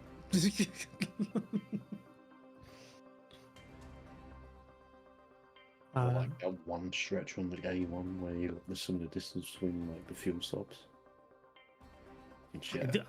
I do legitimately think, I know there is a place in the States where it's above 100 miles between, like it tells you like from here, from this point on, there's 100 or something odd miles to the nearest food, gas, and shelter. And it's just like, make sure you have enough to make that trip.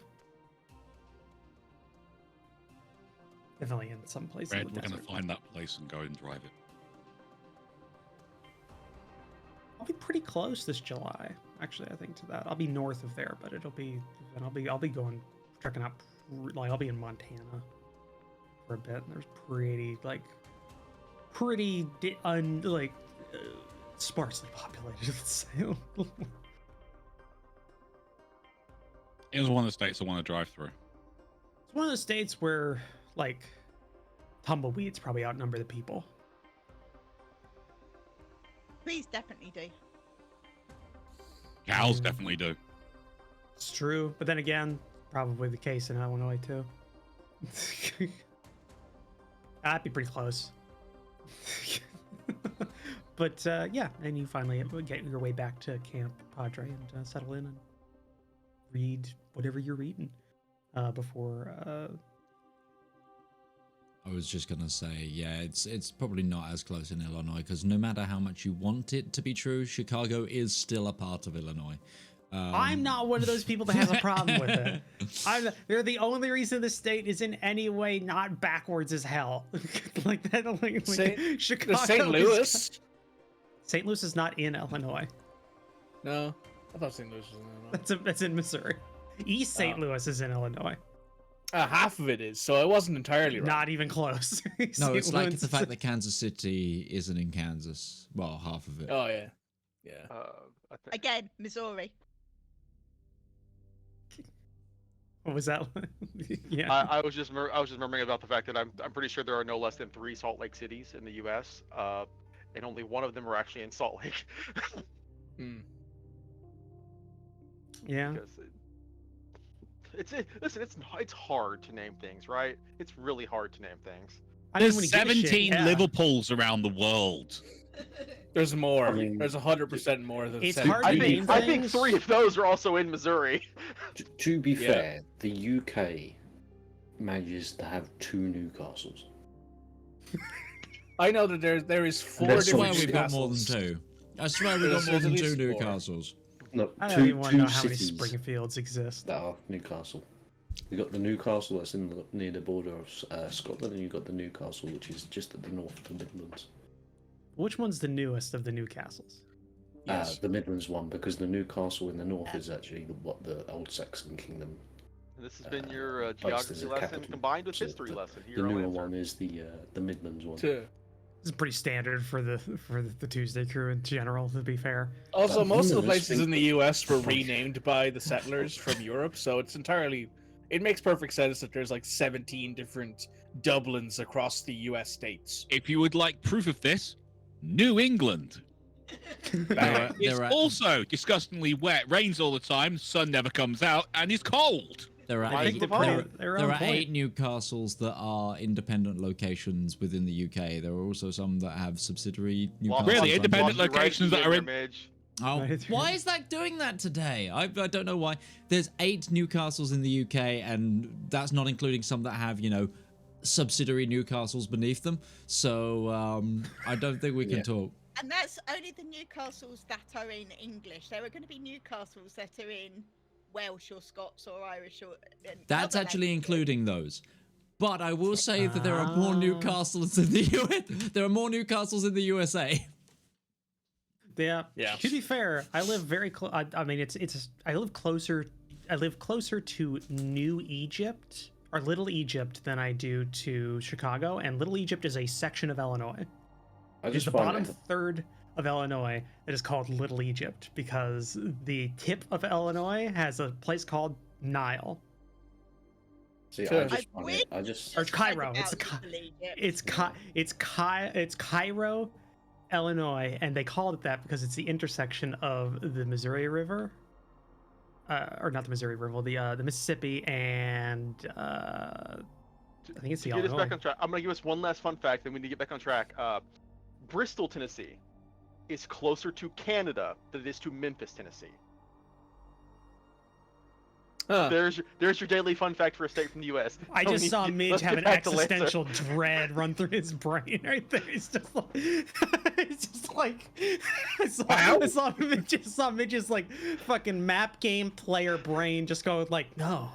Not possible. I can provide Also- evidence later, but we need to get back on topic. Obi-Wan Kenobi. That's impossible. Check the records again. It's that image of that woman with trigonometry in front of her face, just like.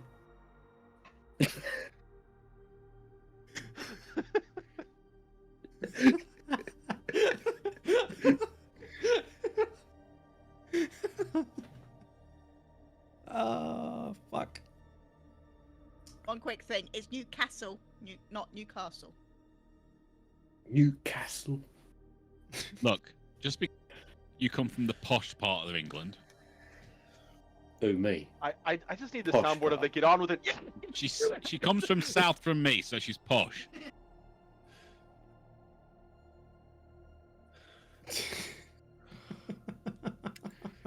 The inter-UK politics happening here, and I'm just sitting in the background like, yes. Oh, you want to know another fun fact? Last one, I'm gonna swear, just because I know this. Did you know that the most northern part of Brazil is closer to Canada than it is to the southern part of Brazil? That sounds about right, actually. Yeah. Yeah. It's so Yeah. freaking huge. It's very freaking huge. So, as we Get back to get Dice back King. to as we get on with it, you're welcome, viewers. That's what a podcast with us would sound like. Yeah, Demon and Fathead get back to the encampment. You download them on what was kind of said and shared during your meeting with Colonel Strand. Okay, so we're not allowed to integrate with them too much, so keep close to your gear and keep all your gear locked up. Think of them as old Earth magpies. If it's shiny, they'll take it.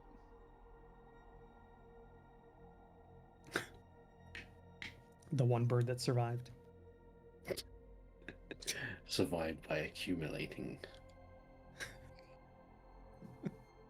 And what was that other mission you were talking about? Haven't got the details yet.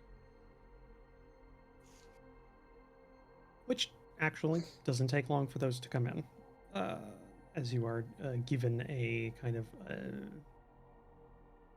an outline of an op plan. It's bare of any like super like detailed information, almost like this was scrubbed. So in case you said no, this couldn't accidentally been found, or you couldn't just give it to the enemy, and it would just be like it's like security. Almost like they don't trust us. It's almost like the really insular diehards of a royal family that were overthrown on not only this world but 2 others at the same time are a little bit like iffy on just other people. I don't know. The British military treats its own soldiers that are not of the correct office or rank in the same way, so it doesn't surprise me that they treat mercenaries that way. But that's more of a tradition for the British military than anything. Yeah. So you're given a little you're given a kind of an outline of an op plan. Essentially what they've got is there's a kind of it's a place. It doesn't have a huge amount of infrastructure when it comes to observation equipment, but it's like a linchpin in a network of stuff. So knocking it out would mean that being able to integrate all of these systems would be harder, because these have to be like hardened connections to like these intelligence gathering installations that are kind of spread around a certain area. This is kind of like a central hub that has all of the cross interlinks and the people that can interpret it and kind of go over everything.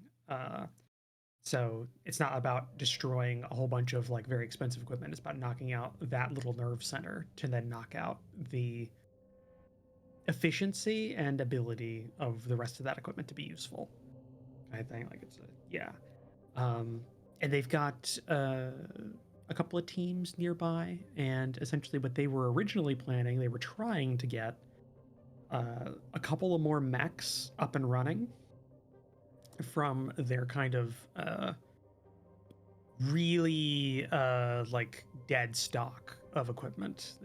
They were trying to like kind of bash some things together to get a couple just running again to then be the spearhead for this op. With you here, they don't need to do that. They can use what they've got plus you and probably have enough. But essentially the mechs were going to be the big spear point, and the rest of the forces arrayed were going to be going to divert the conventional forces as much as possible away from that spear point, so the spear point could then knock out that little heart of this facility. And essentially you'd be battering down the door right at the same time an attack was going on in like 3 different locations. And you'd only have to deal with the base defenses, which are a lot, which is why they wanted mechs, but you won't have to deal with any reinforcements coming from outside of the base, just from what's in the base. And it's a hardened structure that you gotta destroy, but they also have a solution for that, in the sense that they have somebody on the inside who's got a couple of locations that you put an explosive device to, and you trigger them all simultaneously. It'll bring the whole structure down. So essentially, in terms of like a sit rep for an actual mission, you're going into a map and you have to get a couple of control points and perform an action for a certain amount of time at a control point to attach a explosive device. Once all of them are done, you just have to trigger the explosives and the mission's over.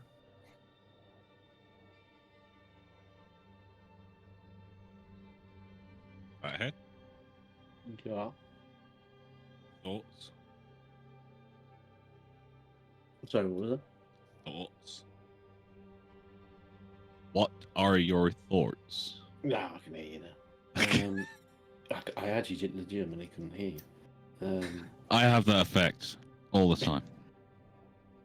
Well, it seems straightforward enough. We'll be conducting this frontal assault while they are distracting the enemy. As long as we can do the best that we can to fix up the mechs, get everything in good order, I don't see why. This is not a complicated mission. Nah. Obviously, we're missing details. Yeah, that is true. Okay, I'm going to go for it. On the understanding that we'll be able to get repairs in before we do. We've had a long trek and 2 combat deployments during it, so. Unless you've got anything to It's say, been no? to their benefit as well, is expecting us to join in this assault. That My we have. one concern is if we do this, we're alerting the region that there's 6 very heavily armed mechs in the area that are in good condition. That is true, but if our push for Kincaid didn't already alert them, then I think they are probably at this point already aware that there is a mech force coming through. From a military intelligence analysis perspective, condition or not of our mechs is probably not something they're going to put too much emphasis on their risk calculations and to counter us. Rather simply it's the fact that we are here and have already pushed through an occupied city tells them that they're here, there may be more, so I think they're probably already on alert on that basis. I think the factor of increased risk from this mission is on that front probably minimum, from my personal assessment. Not non-existent, but I don't think it adds much more than what we've already had to add for, well, pushing through. Alright, fair enough. I'll let them know we're on it. Brief the troops. Will do. Hammer Juliet, copy. Go ahead, Hammer. Our hosts have requested Hammer's help with a strike mission on a communications hub. That was in the cards. The call's yours. We're going forward with it. It's going to disrupt communications in the area, may even help us with some additional information going for the strike. Understood. Alright, I'm going to go find the CO. I'll be back soon. Understood. I'll get the others ready. So you've got some time. The mission has to have a couple of things kind of come together other than you. And you have some minimal downtime. So you have the repairs inside of your supply trucks. You have 2 of, which, to reiterate, can be used as if they were repairs on your in your mech's like repair stat. And then you have support that can be used from this kind of the resistance base you're on. So the Royalists have a unreliable supply line and limited printer usage. Like they have printers, but they don't have. But they have too much to do with too little, so there's just not enough time. They just haven't got enough filament. You know the cost of resin these days? fucking that styrene. That's that new quality styrene like fucking resin is just way too expensive. I know. I mean, it's good, but it's Jesus. It's good. So so that's basically how that's gonna work is amongst yourselves, kind of work out how many repairs you want to use and however many you want past what you have access to right now. That's going to be a difficulty rating. That's going to be a modifier on the dice roll I make, and that's how many. That's going to be whether or not they can provide it. Incorporate their support. Yeah. Right. Is it basically you do what you need to do first, and then anything in excess of what you have right now on hand for your repairs and stuff is going to be a roll I make, and you're going to get something out of it, but it'll be a difficulty rating, and that will modify just how much extra, because there could be other things other than repairs available here. Yeah. So I think we should look at those that have bled the most. Who are the two most damaged mechs? They get the initial repairs. Then we'll gamble on what we're going to get in addition. Crusader looks okay. I've got all the structure. It's just my HP, which I can assume HP I can repair off my own back, right? Well, you can repair structure. Well, you can repair structure off of your own back. If you have a repair stat, that's what's all I'm also including in here. So if you look at your actual mech, which yours is the Crusader, you have 3 out of 4 repairs. Yeah. 1 repair repairs your HP. Yeah. 2 repairs your structure. Right. 3 repairs is structure and HP. Right, so I can go off my own back there. I don't really need anything. I'm pretty comfortable. Yeah, I'm all systems green. I'm all systems green. I just have 1 repair out of 4 left. Is my thing.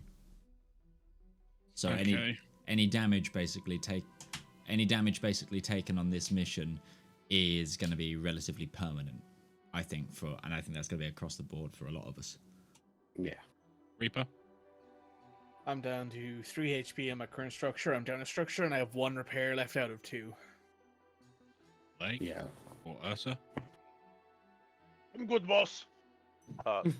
Ursa is at full HP, full structure, and 4 repairs. Oh yeah, Ursa hasn't taken damage yet. Yeah, Ursa hasn't taken damage yet. Which is wild. Spanner. If I could give up some repairs, I would, but it's not how it works. I'm aware, Spanner. Are you still pretty bled out? I'm at full structure, but I should probably take a repair to a HP again. And then give the other one to Reaper. I can use one of my own repairs. I'll still have 1 left after that. The thing is that I'm just going to point out, using the supply truck right now might be a good idea, of just that way you finish that off, and what that's going to work out mechanically is there's not going to be a supply truck you have to haul around. The thing will still be around just because you'll have it's your food, water, that kind of thing, but it's not going to be pretty good, because that's I was talking about using the supply truck because of people's but that's good. That'll stop us having to deal with that. Yeah, so we'll give one to Spanner and 1 to Reaper. Does that sound reasonable? And then see what we can gamble for extra. So I have had one thought.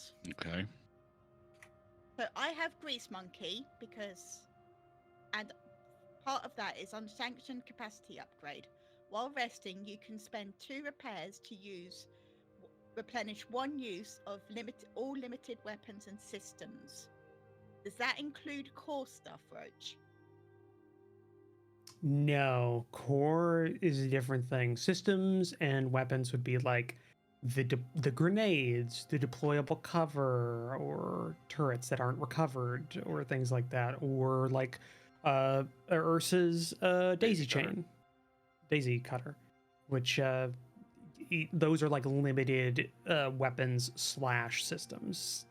Your core power specifically calls out that core power can only be used once during a mission. Sorry, I was laughing at Duke, not at you. Yeah, I know.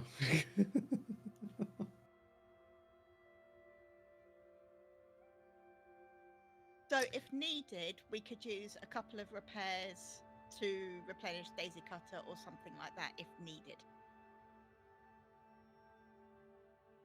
I was gonna ask, does that work for all of us, or is this something only you can do? Would I be able to do it with other people's repairs is a question. Let me check here. While resting, you can spend over 2 pairs to one use. Oh, damn.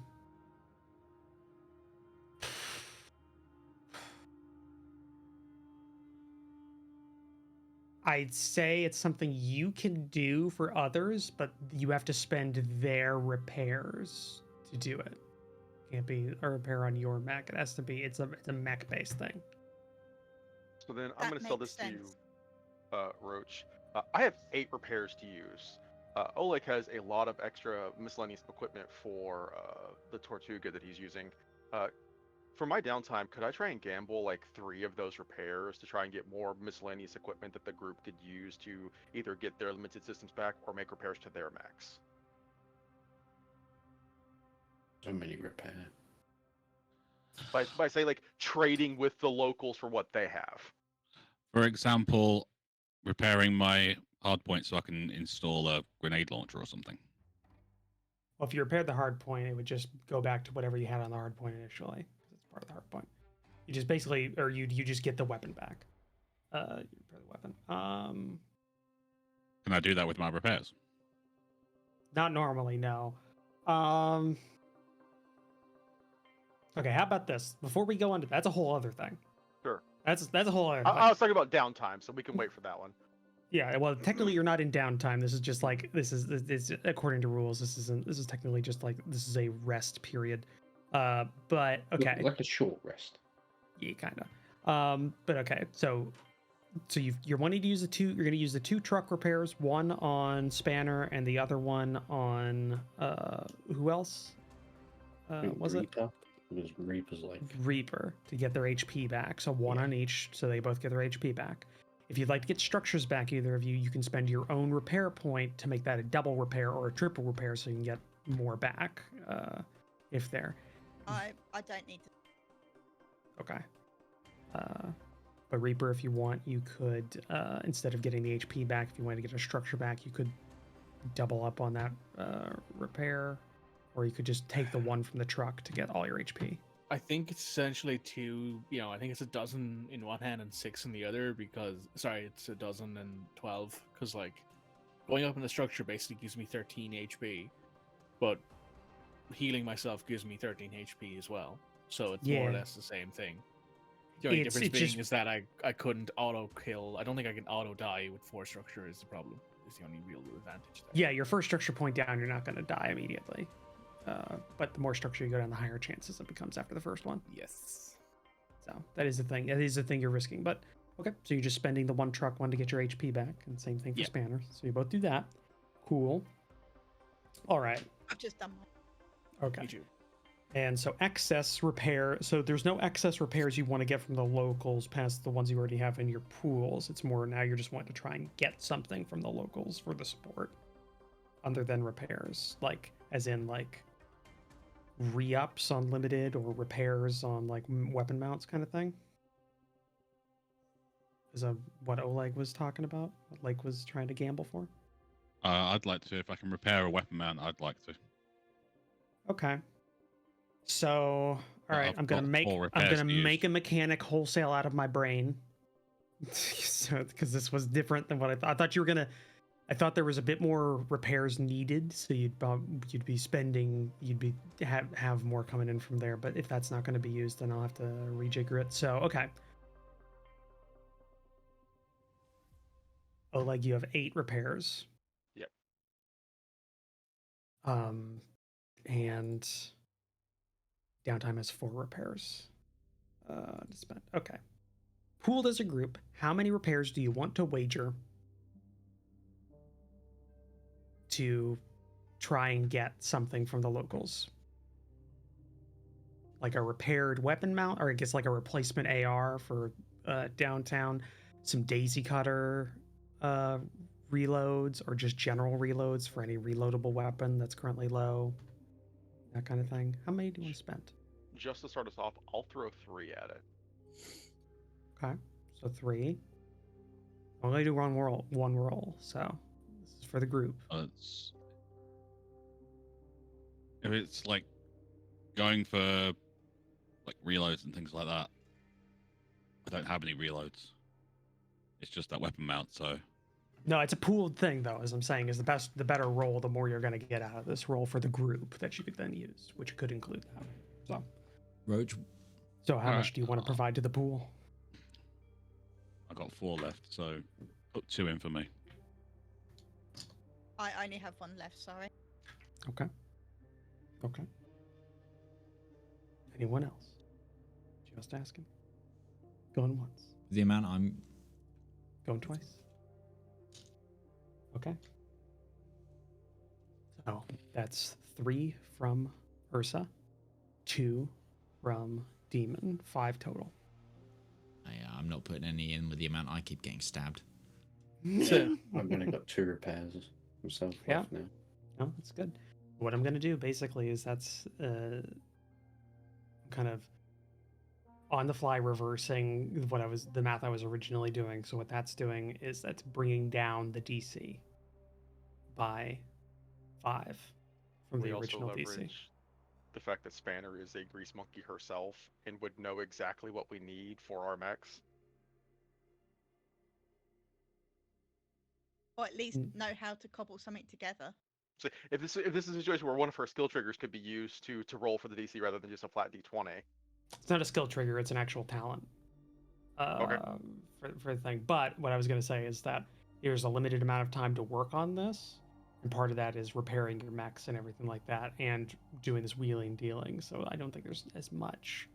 You're just working off of equipment, and also Spanner is repairing her mech as well, but because you spent one of those repairs from the truck to repair your mech. So we're gonna do that. Okay. So I'm gonna roll a dice. This is a physical die. Actually, you know what? I'm gonna roll a metal die. Because it's got to weigh as much as this is worth. No, you're still gonna get something out of this because the math still holds out, but the lower DC does mean that there's a chance of critting here, or making, or not critting, but making the check easier and having a better threshold. So.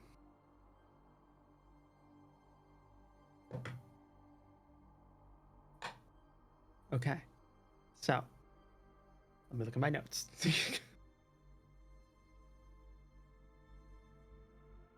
I have now rolled a number. I need to check what it means. Yep. For the mechanic I made up. Okay. Because I will point out on a D20, that was a 19. So. So, what you're going to get out of this is get 2 mount repairs, but essentially just repairs of weapon systems that have been destroyed. You get 3 reloads that can be used in any order from anyone that needs them. So if you have a weapon or a system that has a limited use that is low, you can spend one of those reloads to give it another use, to get back a use of it. So that includes a daisy cutter, or includes like a grenade, or even just like a deployable cover or something like that. Or a smoke grenade.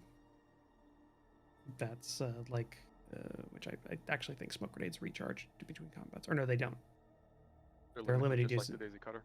Yeah, so you're able to reload those. So you've got 2 weapon mount repairs, and you've got 3 reloads, and you have 1 extra repair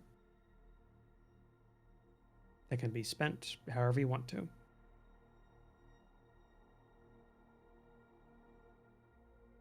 It cannot be pooled or saved. It's got to be spent. Does anyone else have limited uses? You're out of turrets. Yeah, that's something I keep forgetting. If I remember correctly, Demon's down a mount repair. Reaper are you. No, I have all of my equipment still. I'm all good. I'm going to use one as mount repair so I can get my other assault rifle back. Okay. So you got your flex mount back, or your heavy mount. It's my heavy. Cool. All right. You got that back.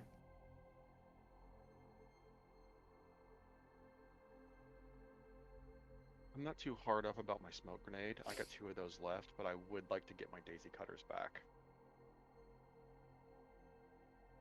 So daisy cutter for Ursa, turrets for Padre. Who else has limited stuff? What's Well, I think limited in it's- terms of you're it's- spending 1/1. So Daisy Cutter has 2 It loads. would take 2 reloads to get it both back. You get it fully back. You get 1 back if you just want to spend 1. You have 3 total that you can spend. So divide those how you want to divide those.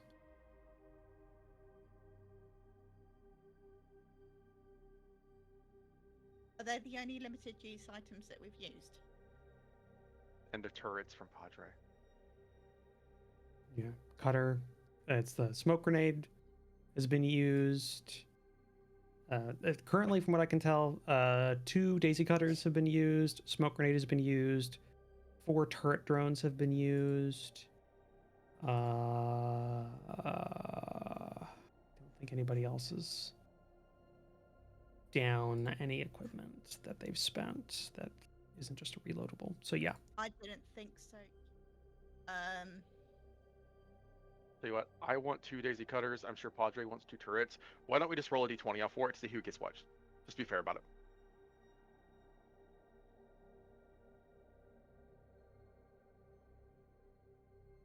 Brings more cut out value. Down. Yeah.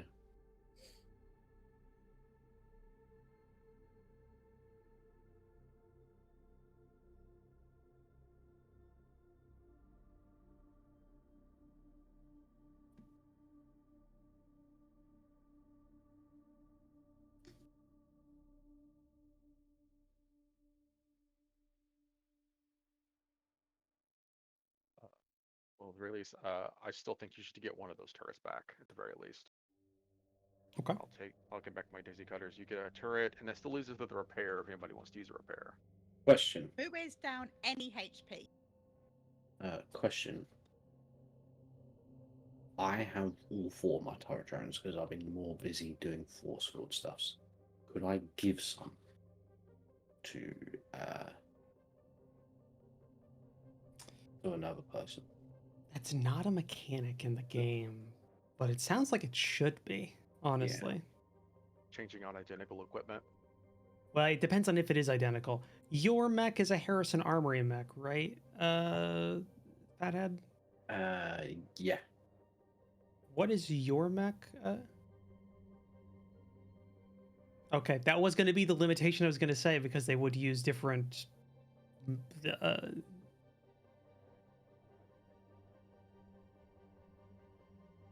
I think that's more has to do with like. Yeah, or like software implementation of them, just like hardware. I'll say this because I do like that. That's a good like resource sharing since it is still a limited use resource. Because you're the same company, because your mechs are from the same company, they share a common like infrastructure to support these turrets. So I will allow you to change them out during a rest if you want to equalize or give them across. Yeah.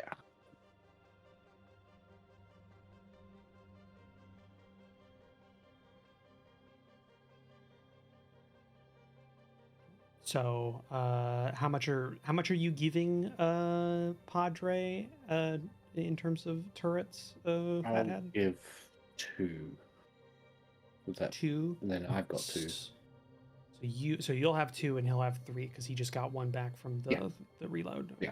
Well, I mean, Midge seems to be using them far more than I am because I seem to spend most of my turns force fielding out. Well, remember, last time you were in combat, you used your core power for that force field, the one you were using, so you don't actually have that, the active power anymore. You just have your passives. You used your core power already, but yeah. So you'll have 2 uses of that turret drone now. So make sure you mark that and remember it. And yeah, you have 1 repair to use freely for the group. So if anybody has any HP down, does anybody have any HP? that they're I missing? do. You do? Yeah. I think you're the I'll only save one at me this using- point. Yeah. That'll save me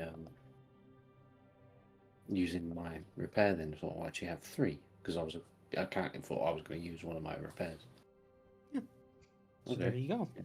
It's either you take it or we give it to Reaper, and Reaper can just go ahead and spend his repair to get a structure back. I would No, have no 'cause it's gotta- repairs left. Yeah, it's gotta be if you wanted to use everything to get HP and structure back, you have to spend 3. 2 repairs is just your structure, 1 repair is your HP. That's what I'm saying. Yeah, so it's I good- have 1 repair now. And if Yeah. I was to be given that, I would have my full structure, but I would have no repairs left. I would have to... Yeah. Essentially, I would have to hope that I don't get hit. As a second bet, it might be good to just spend that repair on Reaper so that he's got 1 in the bank to stop himself from dying. Well, no, he doesn't. He can't No, do that. he's- I I Basically, can't keep it. The one It that has to wants be to- used. it has to be used. And No, he's used that's what I'm saying. Use he the wa- bonus he- one to do Reaper and the one that he's got in his mech. He's already used ones off the truck. he used the yeah, truck his- one to the one repair. he used was off the Oh, truck. so you're still Yeah, use holding the one on your mech? I have 1 right now. Yeah, he began the mission with 2 because that's what his company Cool. does. I was They just don't have a making, lot of no. repairs. That's why I was making Yeah. sure that he had 1 mech, 1 repair on his mech, so that he doesn't just bleed out in Yeah. our next combat. Yeah, that's what we're talking about. Because if he got that repair, he could spend that, the truck one, and the one on his mech to get everything back. But then he'd be out totally. Yeah. So instead So- of that, now he's So my logic is, do we want Reaper to be full structure, full repair? So if he takes damage, it's permanent, but it would have been permanent anyways if he takes structure? Or Fathead, how much health are you actually missing? I have 8. 8. So it's either fully repaired Reaper or Fathead goes up to 4 repairs and he still has all of his structure, I think. So Yeah, it's I've really still just got all my structure. whichever of those seems more viable. well. my Reaper logic was is for more of a Reaper. long range combatant. Reaper's Yeah, also a lot Fathead's more like- squishier than Saladin is. I'm a lot more agile, though. 'Cause Fathead is kind of built to take damage as a bigger mech like that. To be fair, Reaper took most of his damage in the first defense fight when you weren't moving. That's when you took the majority of your damage. When it was the bridge crossing, you didn't actually take that much damage. You took enough to dip down the structure, which is what happened.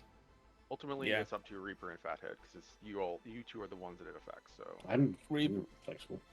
Reaper would prefer Fathead take it because Fathead is supposed to be taking hits.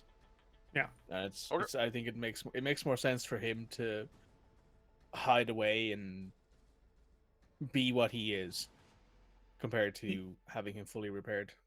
Yeah, it kind of worked out. Also, the reason that you're damaged in the way that you're damaged was because you had a really big defense mission right at the beginning, and then you had the bridge crossing, which was a mobile mission, and Fathead is a slow character who was kind of just behind the fighting at that time. So that was kind of why the fast characters got hit a lot. So that was kind of your big thing. This is an attack. You are attacking a fixed position. And so preparing accordingly for that. So you've got that. So you've technically you still have 1 more mount to repair, but you don't have a mount that's damaged for anybody else. So, all right, you're not back up to full. You definitely spent a lot of resources, but you're more combat effective. As a group, you're down 1 structure point. I think at this point, I think everybody else is either is full structure, full health, and it's just Reaper now that is down a structure point. Yeah. Pretty sure. Yeah, that tracks. Yeah. Which, hey, that's how it works. So you go through and you spend time working on that. You take a lot of those spare components, Ursa, and Demon from your kind of stores, and essentially you just start doing the standard military, like, barter economy shtick. You know, like, oh, this guy doesn't need this, but he has this, and this guy needs that, and that guy has a thing I need. Kind of thing. Like, there's just, Banner's given them a shopping list. Yeah. So you kind of work your way through it. The individuals who have had military experience have definitely had to deal with that kind of acquisition system before, like when deployed. So you know how that works. And those who don't are getting a crash course in it. Yeah, there's never enough of everything, even though there's never enough of what everybody. Never is. There's never enough where it's needed. Yeah, that's the thing. That's how it works, because there's never enough where it's needed, but it's somewhere. The thing is, you just got to find what you have, so that first platoon's always. Yeah, first platoon's got all of them. I hope you got that reference. I don't know where it's from, but I've definitely heard that. It's Clint Eastwood when he's in the film where he's training the Marines. Oh my God! First platoon has all the equipment. Jesus Christ, that's an old one. Yeah, I know, but it's a great film. Yeah. Heartbreak Ridge. Heartbreak Ridge. Yeah, that's it. Yep. God, yeah, that's old Clint Eastwood too. Good Clint Eastwood. Yeah, that's true. That's not chair. That's not talking to a chair. Clint Eastwood. Yeah. I forgot about that. We all mind hold that, but that happened. Yeah. So yeah, you spend time kind of doing the song and dance, getting what you need. Spanner and the well, basically all of you, honestly, because you all, as you're as pilots and everything and deployed in the field, you are responsible for your mech primarily. So you have to know how to repair it, or at least get it working again, to an extent. So a lot of this is on you. You help each other when you can. You've got good luck whenever you found this just old AR for a mech that was not in use, in like kind of storage, and we're able to kind of trade off a couple of things for it and get that hooked up to the targeting system of Demon's mech. So it works essentially the same thing. You've got reloads for everything. Just all works out. You figure out how to take the turrets out of the magazine on the back of Fathead's mech without activating them, and then loading them into the magazine of Padre's mech. So don't need to go back to a depot for that. Screw you, manual. It just feels like such a military thing as well. Cannibalizing bits. It's not even cannibalizing. They're just like, okay, the manual says that we can't do this. Let's figure out how to do this. Challenge accepted. Yeah. Accepted. And it turns out all you really needed was some duct tape to duct tape down a little like flange piece that clicks the on button when they get deployed, and then pops right out after that point. It's scrap heap challenge at this point. Basically, yes. Junkyard Wars to our American Junkyard viewers. Wars, yeah. That was my favorite show when I was a kid. I watched that religiously. Excellent. Yeah, entertainment programming was so cool back then. Mythbusters, Junkyard Wars, like just a lot of explosions, and then like really weird personalities. Like What I really loved about science. like Junkyard Wars or Scrap Heap Challenge was there was two experts, and one expert always came up with an idea that was never going to work. But it was fun to watch, though. But it was fun watching the whole thing come apart. Yeah. Yeah. So there's a reason I'm subscribed to Adam Savage on YouTube. That guy's just amazing. such a great teacher while being entertaining. Mythbusters. Sorry, I got nostalgic. So yeah, you go through that, and this like when I say this is like a short rest, this is like in the span of like a maintenance period for like a mech. You're not back, like you're not putting these things into cradles to like get them all. Like take the strain off of their like joints and stuff like that, and actually like replace things. You're just repairing, but it takes a few days. Match in a back alley. Yeah, essentially, breaking out the like pre-measured things of like grease and lubricant and trying to putting it like in the, like where you can, that kind of stuff. And like the people around, like the soldiers around, like take note of the fact that you're like prepping for something, like loading weapons and like, doing standard maintenance and stuff. So I mean, you get like again, like there's like a 2 camps here, or maybe like 3 camps. There's a camp of like people who don't really give a shit about you being there. Like they've got their jobs that they're just dealing with, and like you don't factor in too much other than the space you take up. In their eye line, there's a camp that's just like they're kind of like wary of you because you're new faces in a place that hasn't seen new faces in a really long time. And there's another camp that's just kind of interested in your curiosity, essentially. So there's probably like a small handful of people who are just like sitting on old crates and stuff like that, watching you like work on these mechs frantically, like in just like interest in their downtime. That kind of thing. Anna's just got a smile on her face. Yeah. And it's just a lot of these like middle-aged military guys just kind of like looking and just like being interested in these kinds of things. Like they're around heavy equipment all the time, but like they're not usually like allowed to watch maintenance like this, or this is kind of new stuff for them. This is so like, you get to watch it. You even get a couple of people that are like brave enough to come over and like actually like ask questions about things, whether or not you entertain them about that, like because this is technically like military equipment for your side, so up to you how you want to handle that. But there are a couple of like braver ones who come in and ask and try and like be more friendly as much as they can. Yeah. So, are you taking like a?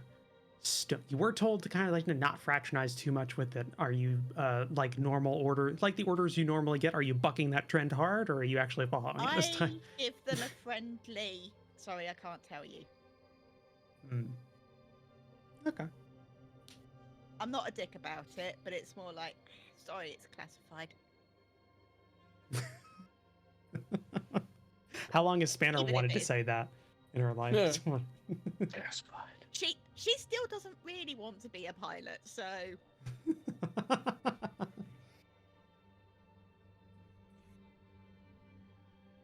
Okay. And yeah, a few days go by. There's a time when I think Reaper, you're invited by a squad of people you recognize as one of the individuals in there, like was really interested in getting some music from you and stuff like that. You're invited at one night to like they're putting on like they have downtime all night, like they're in kind of like a rest period. They just like all got off like the post mission work. Like they were deployed for a while, they got back and they couldn't actually like rest until everything was like settled the last few days. Now they're kind of in that, and they were lucky enough they got some hunting done and everything. Basically, you're invited to an ad hoc barbecue because you gave them music, man. You're fucking god to them. I am quite literally a rock star. Yeah.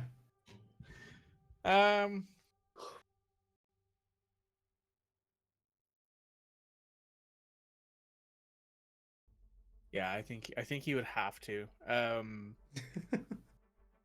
You can see he doesn't. He's still wearing his helmet and his kit, so they don't see him do this.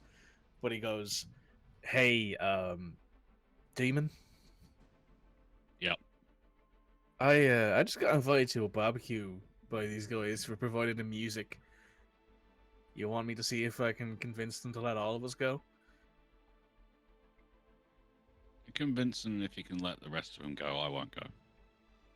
You sure? Yeah, I'm good. You want me to bring you back something? You want me to save you a plate? That's good. Yeah, do that. All right. He then goes off of that into the normal system and goes, I'd love to, but my colleagues would like to come along if that's all right too. Sure, we got plenty. All right. Ursa, Spanner, Fathead, and Padre. There's barbecue on tonight. We're invited. He's gone. Boom, boom. Never mind that it's not for like another 3 hours. He's already gone. Padre just puts He's a got a- thumbs up emote on the message. The group chat. Yeah. Yeah. He just gets a 3D thumbs up in like his helmet. Yeah. Do they have booze? I didn't ask. Hot food, however. No Barbecue. drinking, Spanner.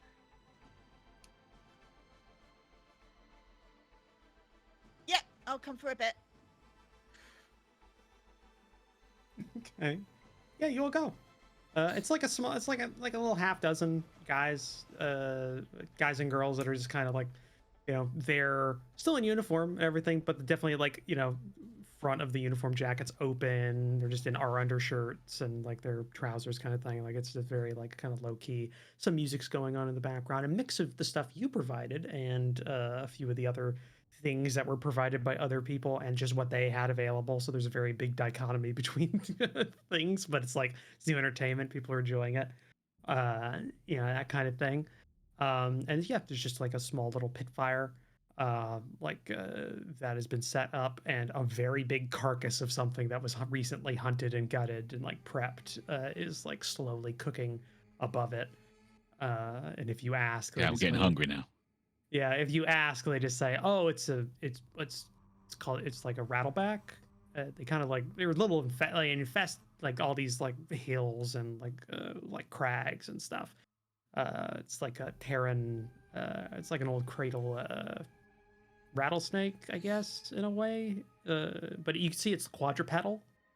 But it's like got a kind of a scaled skin in a couple of places and everything. But the whole back and like the whole like back of its body, like the ridge, has like a texture, and it looks like it was probably like empty. So essentially, basically, instead of the rattle being the thing that shakes, the whole top section of the back, like of the body, is just like empty and has like things that rattle on it. It just kind of like a cat, like kind of just like shrinks up and rattles whenever it gets Snake eater. there. Yeah, yeah. But it's about the size of like a wild hog kind of thing. Some wicked teeth on it. Yeah, no, they just eat cattle and stuff all the time. So you know, people just the good food. Like it tastes great though. It eats so much like cattle and like pigs and stuff in the farms that it kind of just tastes like that. I'd imagine as well, you know, a lot of evenings where the local farmers might have got one with an under shotgun, and that'd be their evening, you know, smoking up one of these bad guys. I'd say it tastes pretty nice if you put it into like a nice rub and maybe marinated it for 10 days in it. It'd be pretty nice, I'd say. Older woman immediately goes into a tangent about when she was on her farm back when she was a kid and what they did when they got a rattleback about this size, and talking about how they prepped it and how that was the right way. And she's down from the southern island continent, and so that's the proper way to cook these things. And everybody's just going like, and everybody's just disagreeing. It starts an argument. That's the whole thing. But people are lighthearted about it. He has noted it. He's noted it on his slate when she's talking. Like he actually seems interested in this conversation. It's very much like a it's a type of preparation where they like pack it in like a coating of like kind of like a mustard powder, and then on top of that with like a like almost like a butter kind of like substance and everything, and then leave it to kind of soak in that for a couple of days, and then take it out, baste it in like an actual like, you know, barbecue rub, and then cook it, and it like apparently like takes on like a nice spicy like deep flavor to it, kind of like a there's some I don't remember off the top of my head, but there is a type of barbecue that is like a mustard rub that is very good for pork. People are disagreeing with it because they say it just ruins the meat, but you know, there's a lot of like these people know each other for a long time. Yeah. Uh, Well, I mean, the easiest way to settle this debate is you get another Razorback, you prepare it in that form, and then you have an outsider like myself come and taste it, and then I can tell you distinctly which one is better.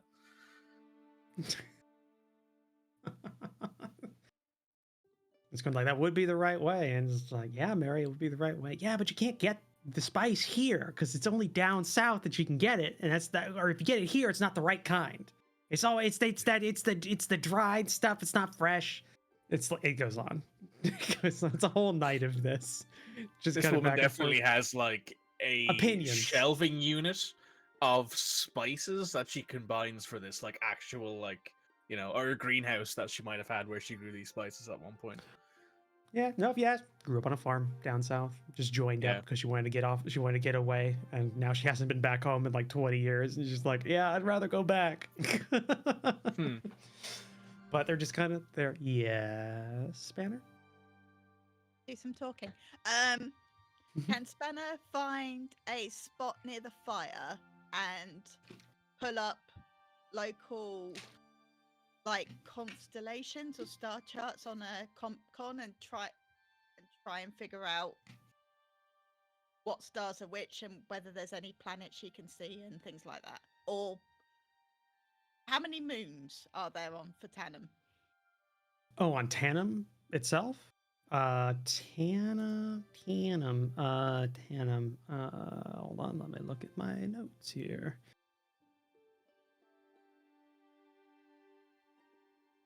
There are 22 moons. All of them the size of a small meteor. Yeah, Roach has mapped them has mapped their orbits out painstakingly. That does sound like Roach. Shut It up. do. It do. Damn it. Tannum does not have any moons.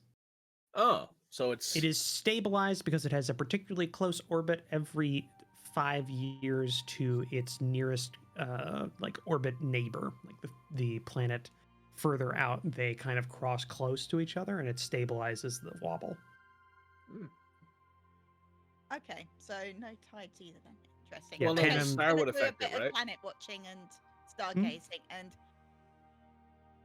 No, sorry. What did Reaper say? Sorry, that's you the asked. star would affect it, right? The star would affect. Well, the star tides. is a part of the reason the orbit exists, entirely. And like the reason that like Earth has like a very stable like kind of precession of its axial tilt is because of the moon Yeah. size ratio to the Earth, which is very large.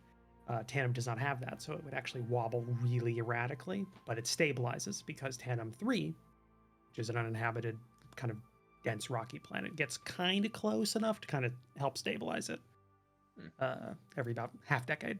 Yes, keep going, Spanner. Sorry. she's just gonna planet spot, star spot, and then see if there's any sort of twinkling lights from any ongoing ships still up in orbit. I'll say it's dark enough. You definitely have like, because there's still lights around here and there, but these are like they've set up this little kind of get together a little out of the ways. So you've got a decent kind of look to the sky. You pull up like an app and like check and compare and everything, and you see a couple of like stars, like kind of constellations that are kind of important to the locals. It's only like a half dozen or something like that. It's not as deep as like the Earth kind of, what our night sky is, because we definitely, haven't been here as long. It doesn't have that much deep mythology around it. But there's a couple of things. There's definitely like a couple leftovers from the royal family days that are named after like an old like ancestor, like an old king or queen or something like that that apparently like was discovered or was like kind of charted around the time, and everything. Say like if one person notices this and kind of like points out a couple of things to you because they like kind of know local things. They point out the other systems that were in the Tannum Duchy that you can see from Tannum. So there's like Trends, which is actually like a really bright red kind of like red tintish kind of star. that's really close to Tandem. Trends is like approximately as close to Tandem's system as Earth, as like Proxima Centauri is from like the Sol system. But more visible than Proxima is to Earth because it's so big and red right now. Yeah, it's like that's because the actual stars is just it's slightly red tinted, but that's because there's a little bit of a nebula that exists in the local area. But the star itself is just a very bright burning star. So you can see it with outside the atmosphere. It is a very like white hot kind of like color to it. This astronomy thing. Red suns are the coldest. Like, oh, I know. I've watched Rival play enough Elite. Poor Rival just getting dragged. You just getting got called out. Ruined. I actually have to get back to Elite. I haven't finished the FM Blackwatch. But yeah, you see like trends. There's Forsol, which is further away. Basically, they kind of give you a lowdown on kind of the duchy, which is Tandem, Trends, Forsol, Urvril. It's hard to. They say it's very hard to pronounce when you're not like from there. They have a particular accent. It's a Uvrill. And then Dorson. The other one. So there's 5 systems in like the duchy that was controlled by the royal family at the time. Though technically now only 2 of them still exist in the duchy. Tandem, Trends, and Uvril. It sounds different every time this guy says it as well. It's just kind of like, I'm not from there. Those all rose up and have formed different republics since then. But Forsol and Dorson are both still controlled by the royal family. Oh, actually, you can see. I forgot I had a whole thing that I put on here ages ago. Yeah, it was in the original pack, wasn't it? Yeah. Okay, she's gonna pick at her food and look at the stars for a bit and just relax. Yeah. And yeah, there's a little local cluster thing in the bottom left-hand corner you can see of that map I just put on. I think you can see it, hopefully.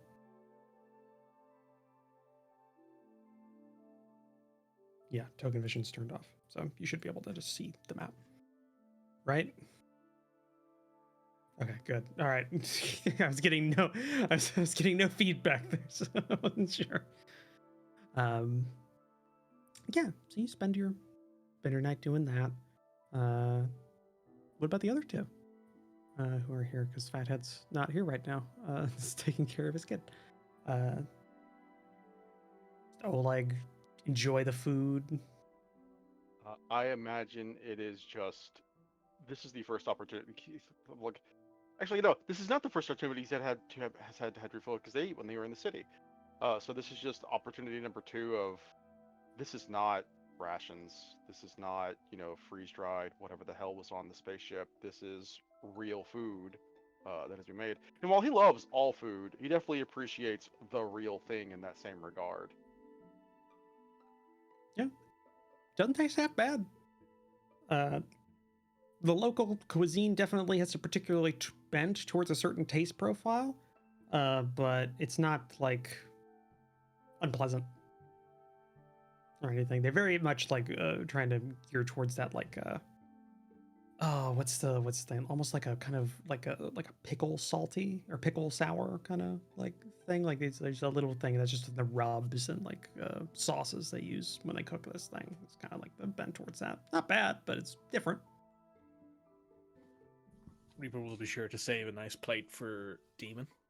Yeah, nice couple of it falls off the bone. This thing's been cooking for ages. It's like it's been all juicy. Yeah, it's juicy. It's that thing where like it's like, okay, we're gonna take this rib off, and then you just like slide the bone right off The the bone and just out. no. You take the rib up and it just slides off the bone, like the meat. Yeah. You pick the rib out of the bone. Like I've I seen was people do gonna that with say, chicken 'cause- wings, where they take the bone up and all the meat just falls off of it, and I'm like, I want that in my life. Yeah. There's a really good one I saw is like, when you have really good ribs is when you take the rib and then all you have to do is like rotate the bone like a little bit inside there, just wiggle it and it'll come right out. Yes. Afterwards, you just gotta break it a little bit. Basically, it's kind of like really good how they've got it there. And what's Padre doing the whole night?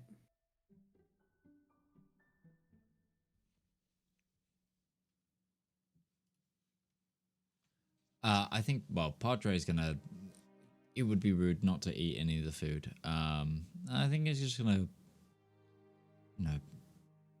spend a lot more of the time listening to the other people's conversation more than anything. Take some time to just enjoy that he's not having to think about fighting quite a lot, and he's just, it's one of the few moments of It's one of the few moments of relaxation we've all had. So I think it's just more of a introspective thing. Plus, he's probably still keeping an eye on the firmware updates for the turret drones to make sure that they get the right specs. Yeah. Conversations range from the conversations that were talked about food between Reaper and a couple of other individuals. You hear a little bit of the kind of stargazing conversation between Spanner and another member of the group. You hear the sounds of Oleg eating. And just generally, just the music going and people just kind of having conversations. Just generally. Nothing like, because again, it's hard to explain. Whenever people have been around each other a long time and you're just like kind of in that like the same space as them, and it's like not much is said because they've already kind of gone over the baseline information between everybody, like in terms of like you don't really need to tell them everything about your life anymore and everything. We can definitely tell that they're still like enjoying the space with it. Like these people are like, yeah, almost family. You get that sense. People are just enjoying it. So it's like a low chitter chatter here and there, but mostly just kind of like quiet, casual stuff. So it is relaxing. And the turret updates go through as you go. Are you one of those people you've got like a plate on one like you're sitting down, so plate on one thigh, a pad on your other thigh as you're just like watching?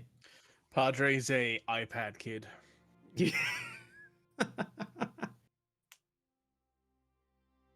But yeah, go through.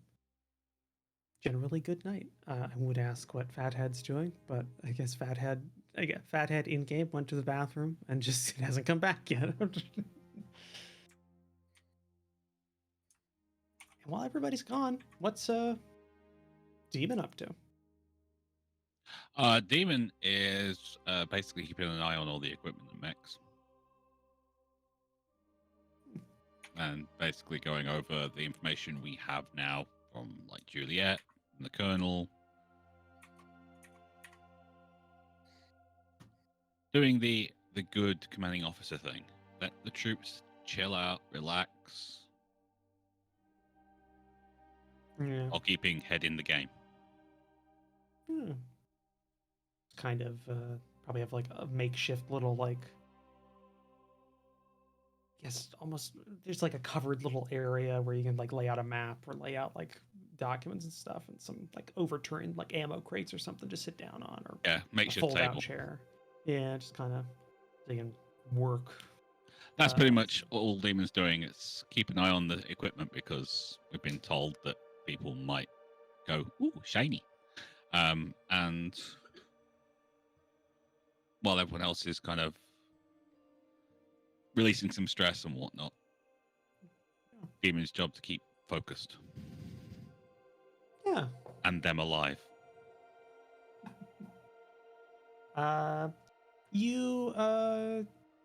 Somebody walks up to you towards like a couple hours. It's the middle of the night. You're kind of like working by basic lantern light or like basic like hang. I'm gonna say almost like probably like garage or like like a garage light one that's supposed to hang underneath like a hood or something like that. It's just going kind of rigged up onto like a cord or something like hanging from above. Somebody walks up and you kind of like they out of the shadows comes up and you see it's the sergeant that you met initially that brought you into the area. Sergeant Miller, and he's just carrying like he's carrying 2 mugs, and he just like I don't know, like shoves one over there and just goes like, look like you're burning the midnight oil. That's what officers do. You can see it looks like a cup of like brown hot liquid that I will leave to one side. But not in like I'm thinking about something right now. Mm. Thanks for the drink. What can I do for you, Sergeant? Nothing. I just had a spare drink. A spare mug. Appreciate it. Well, if you want to pick up a chair. Yeah. To be fair, I have been told to keep an eye on you all, so we got that house over there, and he kind of points over his shoulder, and you see like there's a little 2-story house that's been occupied by troops. You've seen people going, like leaving and going, but it hasn't been like you've only met them once, so you didn't necessarily recognize Miller's squad or anything like that. But we've just been supposed to take care of like making sure nobody bothers you too much. So, well, good job so far. Quite popular around here. Oh, 6 mechs walk in. 6 mechs, 2 large-scale transport haulers. Yeah. It's, your man, what's his name? Reaper. The quiet one. Or one of the quiet ones, I say. Got popular. So, that's good. That's what happens when a metalhead opens up their music files. Yeah, I've been hearing a lot of that lately too. In our little house over there. People are enjoying it. Oh, that's good. Keep Well, something. You've been back here for what? 4 years? Oh no. Oh Lord, no. I'll be dead. Already not from the enemy, but just from ripping each other's throats out. No, it wasn't. Kind of like thinks for a second, like whether he's like mulling over what to say or if he should say anything. He goes like, it wasn't always as cohesive as this. Or them. Me and my boys, we were with about 30 or 40 others, about 200 miles north of here for a long time. We were, So it's a new kind of setup, all pulling in the same direction for a change. Oh, you made landfall and things kind of changed up. Camp Cat just jumps on his lap and just pushes it down. What's his name? I don't think it has one. Pain in the ass, maybe. Yeah, no, because a long time it was just kind of we were all in our own little areas. The Republicans were trying their best to kind of weed us all out, but we, it's a big planet. And then all heard you all jump in, got some transmissions and some old channels for the first time in a long time. All kind of started congregating down. Took us a while to get down here. Well, yeah, 100 miles, not a lot of transport. No, yeah. Well, yeah, think about those 2 vehicles we were in today. Or we were in a couple of days ago when we brought you in. Think about those with about double the number of people. Right, okay. Yeah, it's a lot of... It's good, yeah, it's a good thing we were really close as a group. So, don't know what's happening, but yeah, we're all together for the first time. Got people from as far as God, I think the furthest one were some of the boys at the old space elevator all the way across on the western side of the continent. That's the track. Yeah, well, not for them. It's kind of this old space elevator. It wasn't connected to the. It wasn't the tether wasn't good enough to go all the way up, but it still had something, so they could. Right. Yeah, I don't want to take that ride. Nah, it's the orbital marines. There's something wrong with them sometimes. It's like screw loose. They come down in drop pods, for Christ's sake. They Right? have to have something wrong with them. Right? Feet on the ground for me. I can't really talk about that special operations group. I never left 10M. So. Don't.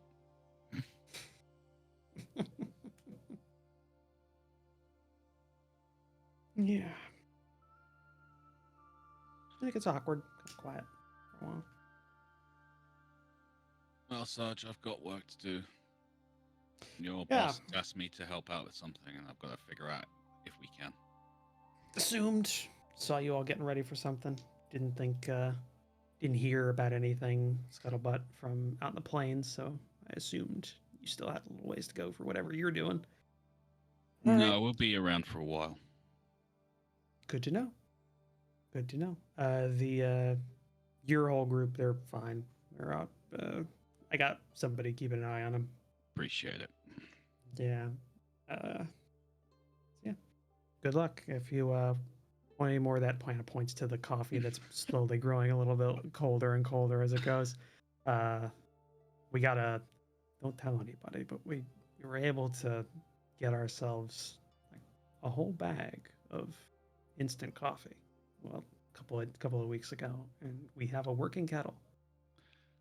Okay. But I have no idea what you're talking about. Suddenly, we don't speak the same language. Good night, Sergeant. He gets up and leaves. They kind of left alone with a hot cup of coffee, or a slowly lukewarm becoming cup of coffee. Oh yeah, I'll give it a sniff and whatnot, but the training's still there. I don't know Yeah. these people from anyone, so. Yeah, that's true. If you give it a sniff, it definitely smells like. Have you ever had like a? I don't know. Is Folgers an American brand only, or is that also a thing over there? No, it's an American brand only. Trust me, Are I know. you trying to brands in the describe UK. cheap instant coffee? Cheap instant Or coffee just- that has been around for a while. Ladies and gentlemen So, from the British European equivalent? states, Nescafe. Yeah, I was literally about to say that. The Nescafe that's been hiding in the back of your grand's fucking cupboard. Covered. Because she doesn't drink coffee, but you years. do. Yeah, and she you doesn't have drink coffee. yeah. you put your spoon in it first time and realize those grounds have come together. It's like Yeah. putting your spoon. It's like when you first like dig into like concrete bags that have been outside for like a day, Yeah. and it's a little Yeah. bit moist. For those who just- haven't yeah. worked outside it with their hands, it's also kind of like brown sugar that has just been in the bag for a little too long. There's Once like an you- exterior crust to it.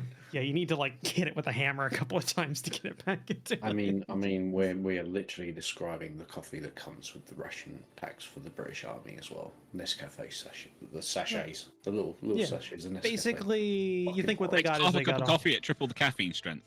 Yeah, they got some shitty instant coffee, but they haven't really had a lot of access to it at like an easy way of getting it lately for a while. So, End of the this day, is- caffeine is caffeine. and this is True this is soldier of heaven for fucking- them. Yeah.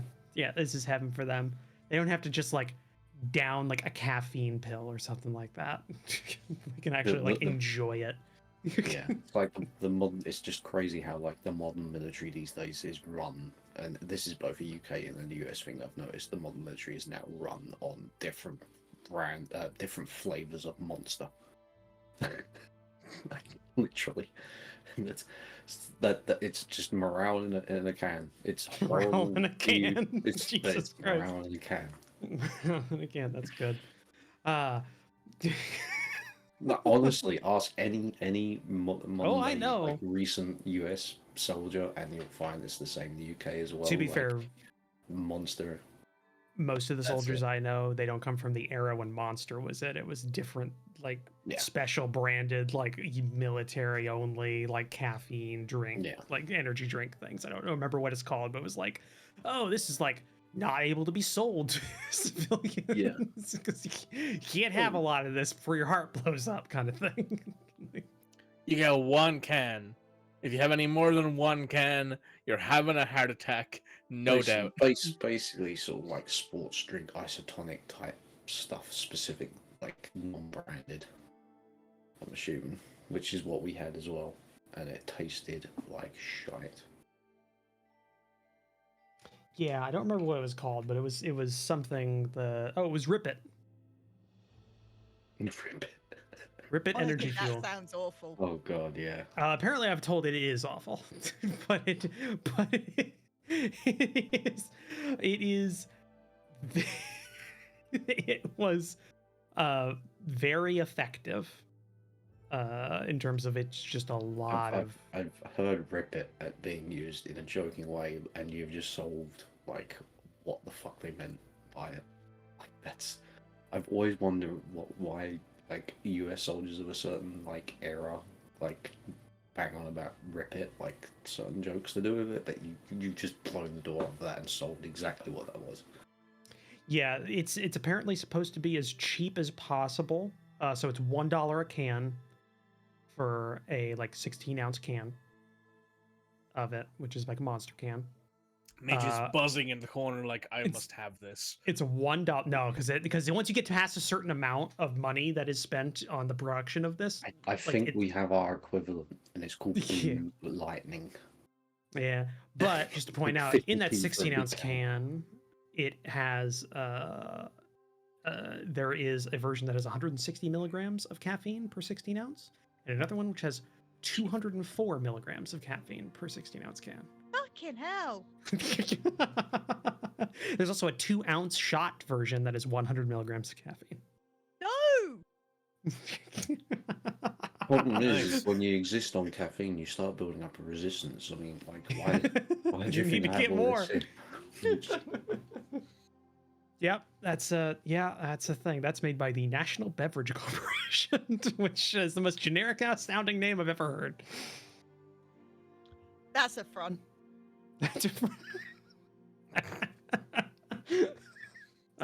Yeah, they make Shasta and shit like that. So, yeah, you sorry, that just fucking got me. So yeah, you go through your night. You have a lovely barbecue with a couple of people, a couple of soldiers who are just having a good time. There is no alcohol served because they don't have any. But there's just general, like, water and then flavored water that is a different, and then the flavors go between good flavor and shitty flavor, but flavor. So like that's kind of your choices there. It's what they've got. Shitty flavor is probably some sort of mango or something, but like a shitty kind of like artificial mango, like kind of like weird taste. It's got a kick to it. But eventually, you head back to your encampment. Demon you're provided with a plate of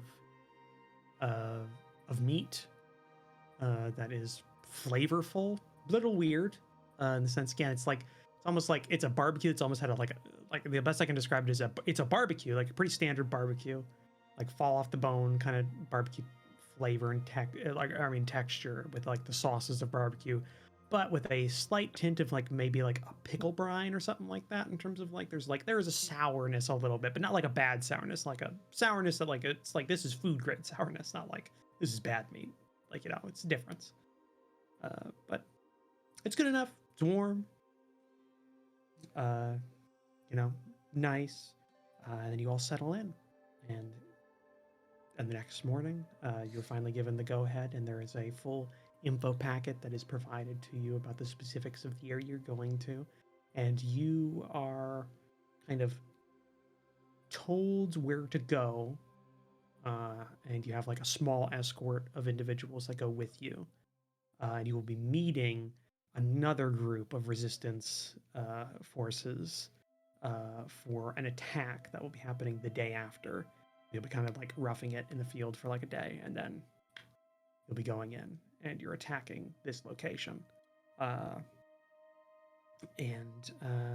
think with what time we have left and the setup that's going to require, we should probably end it here, and we'll start next session with you getting the actual download of all the information specifics. Yes, Spanner.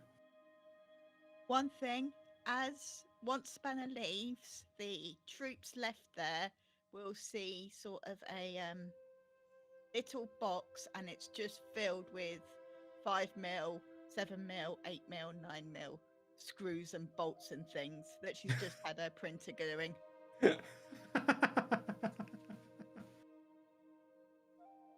That's good. I like that. Yeah. I get that. And so the folk tale of the Screw Fairy was born. But yes, all we've got left to do tonight then is to say thank you to those who have joined us. I'm keeping an eye on the outside ring on my Discord to see when that goes, and I'll just restart the button press. So thank you to Commissar Roach for GMing and writing this campaign. Thank you to Utari Onzo, to DM Lake, to SurelyOnlyMikey, to Red Moogle and RivalzoneGaming. I've been Midgeman. We've been the Component Cast Tuesday crew. This has been Lancer, and we'll see you next time. Bye bye now.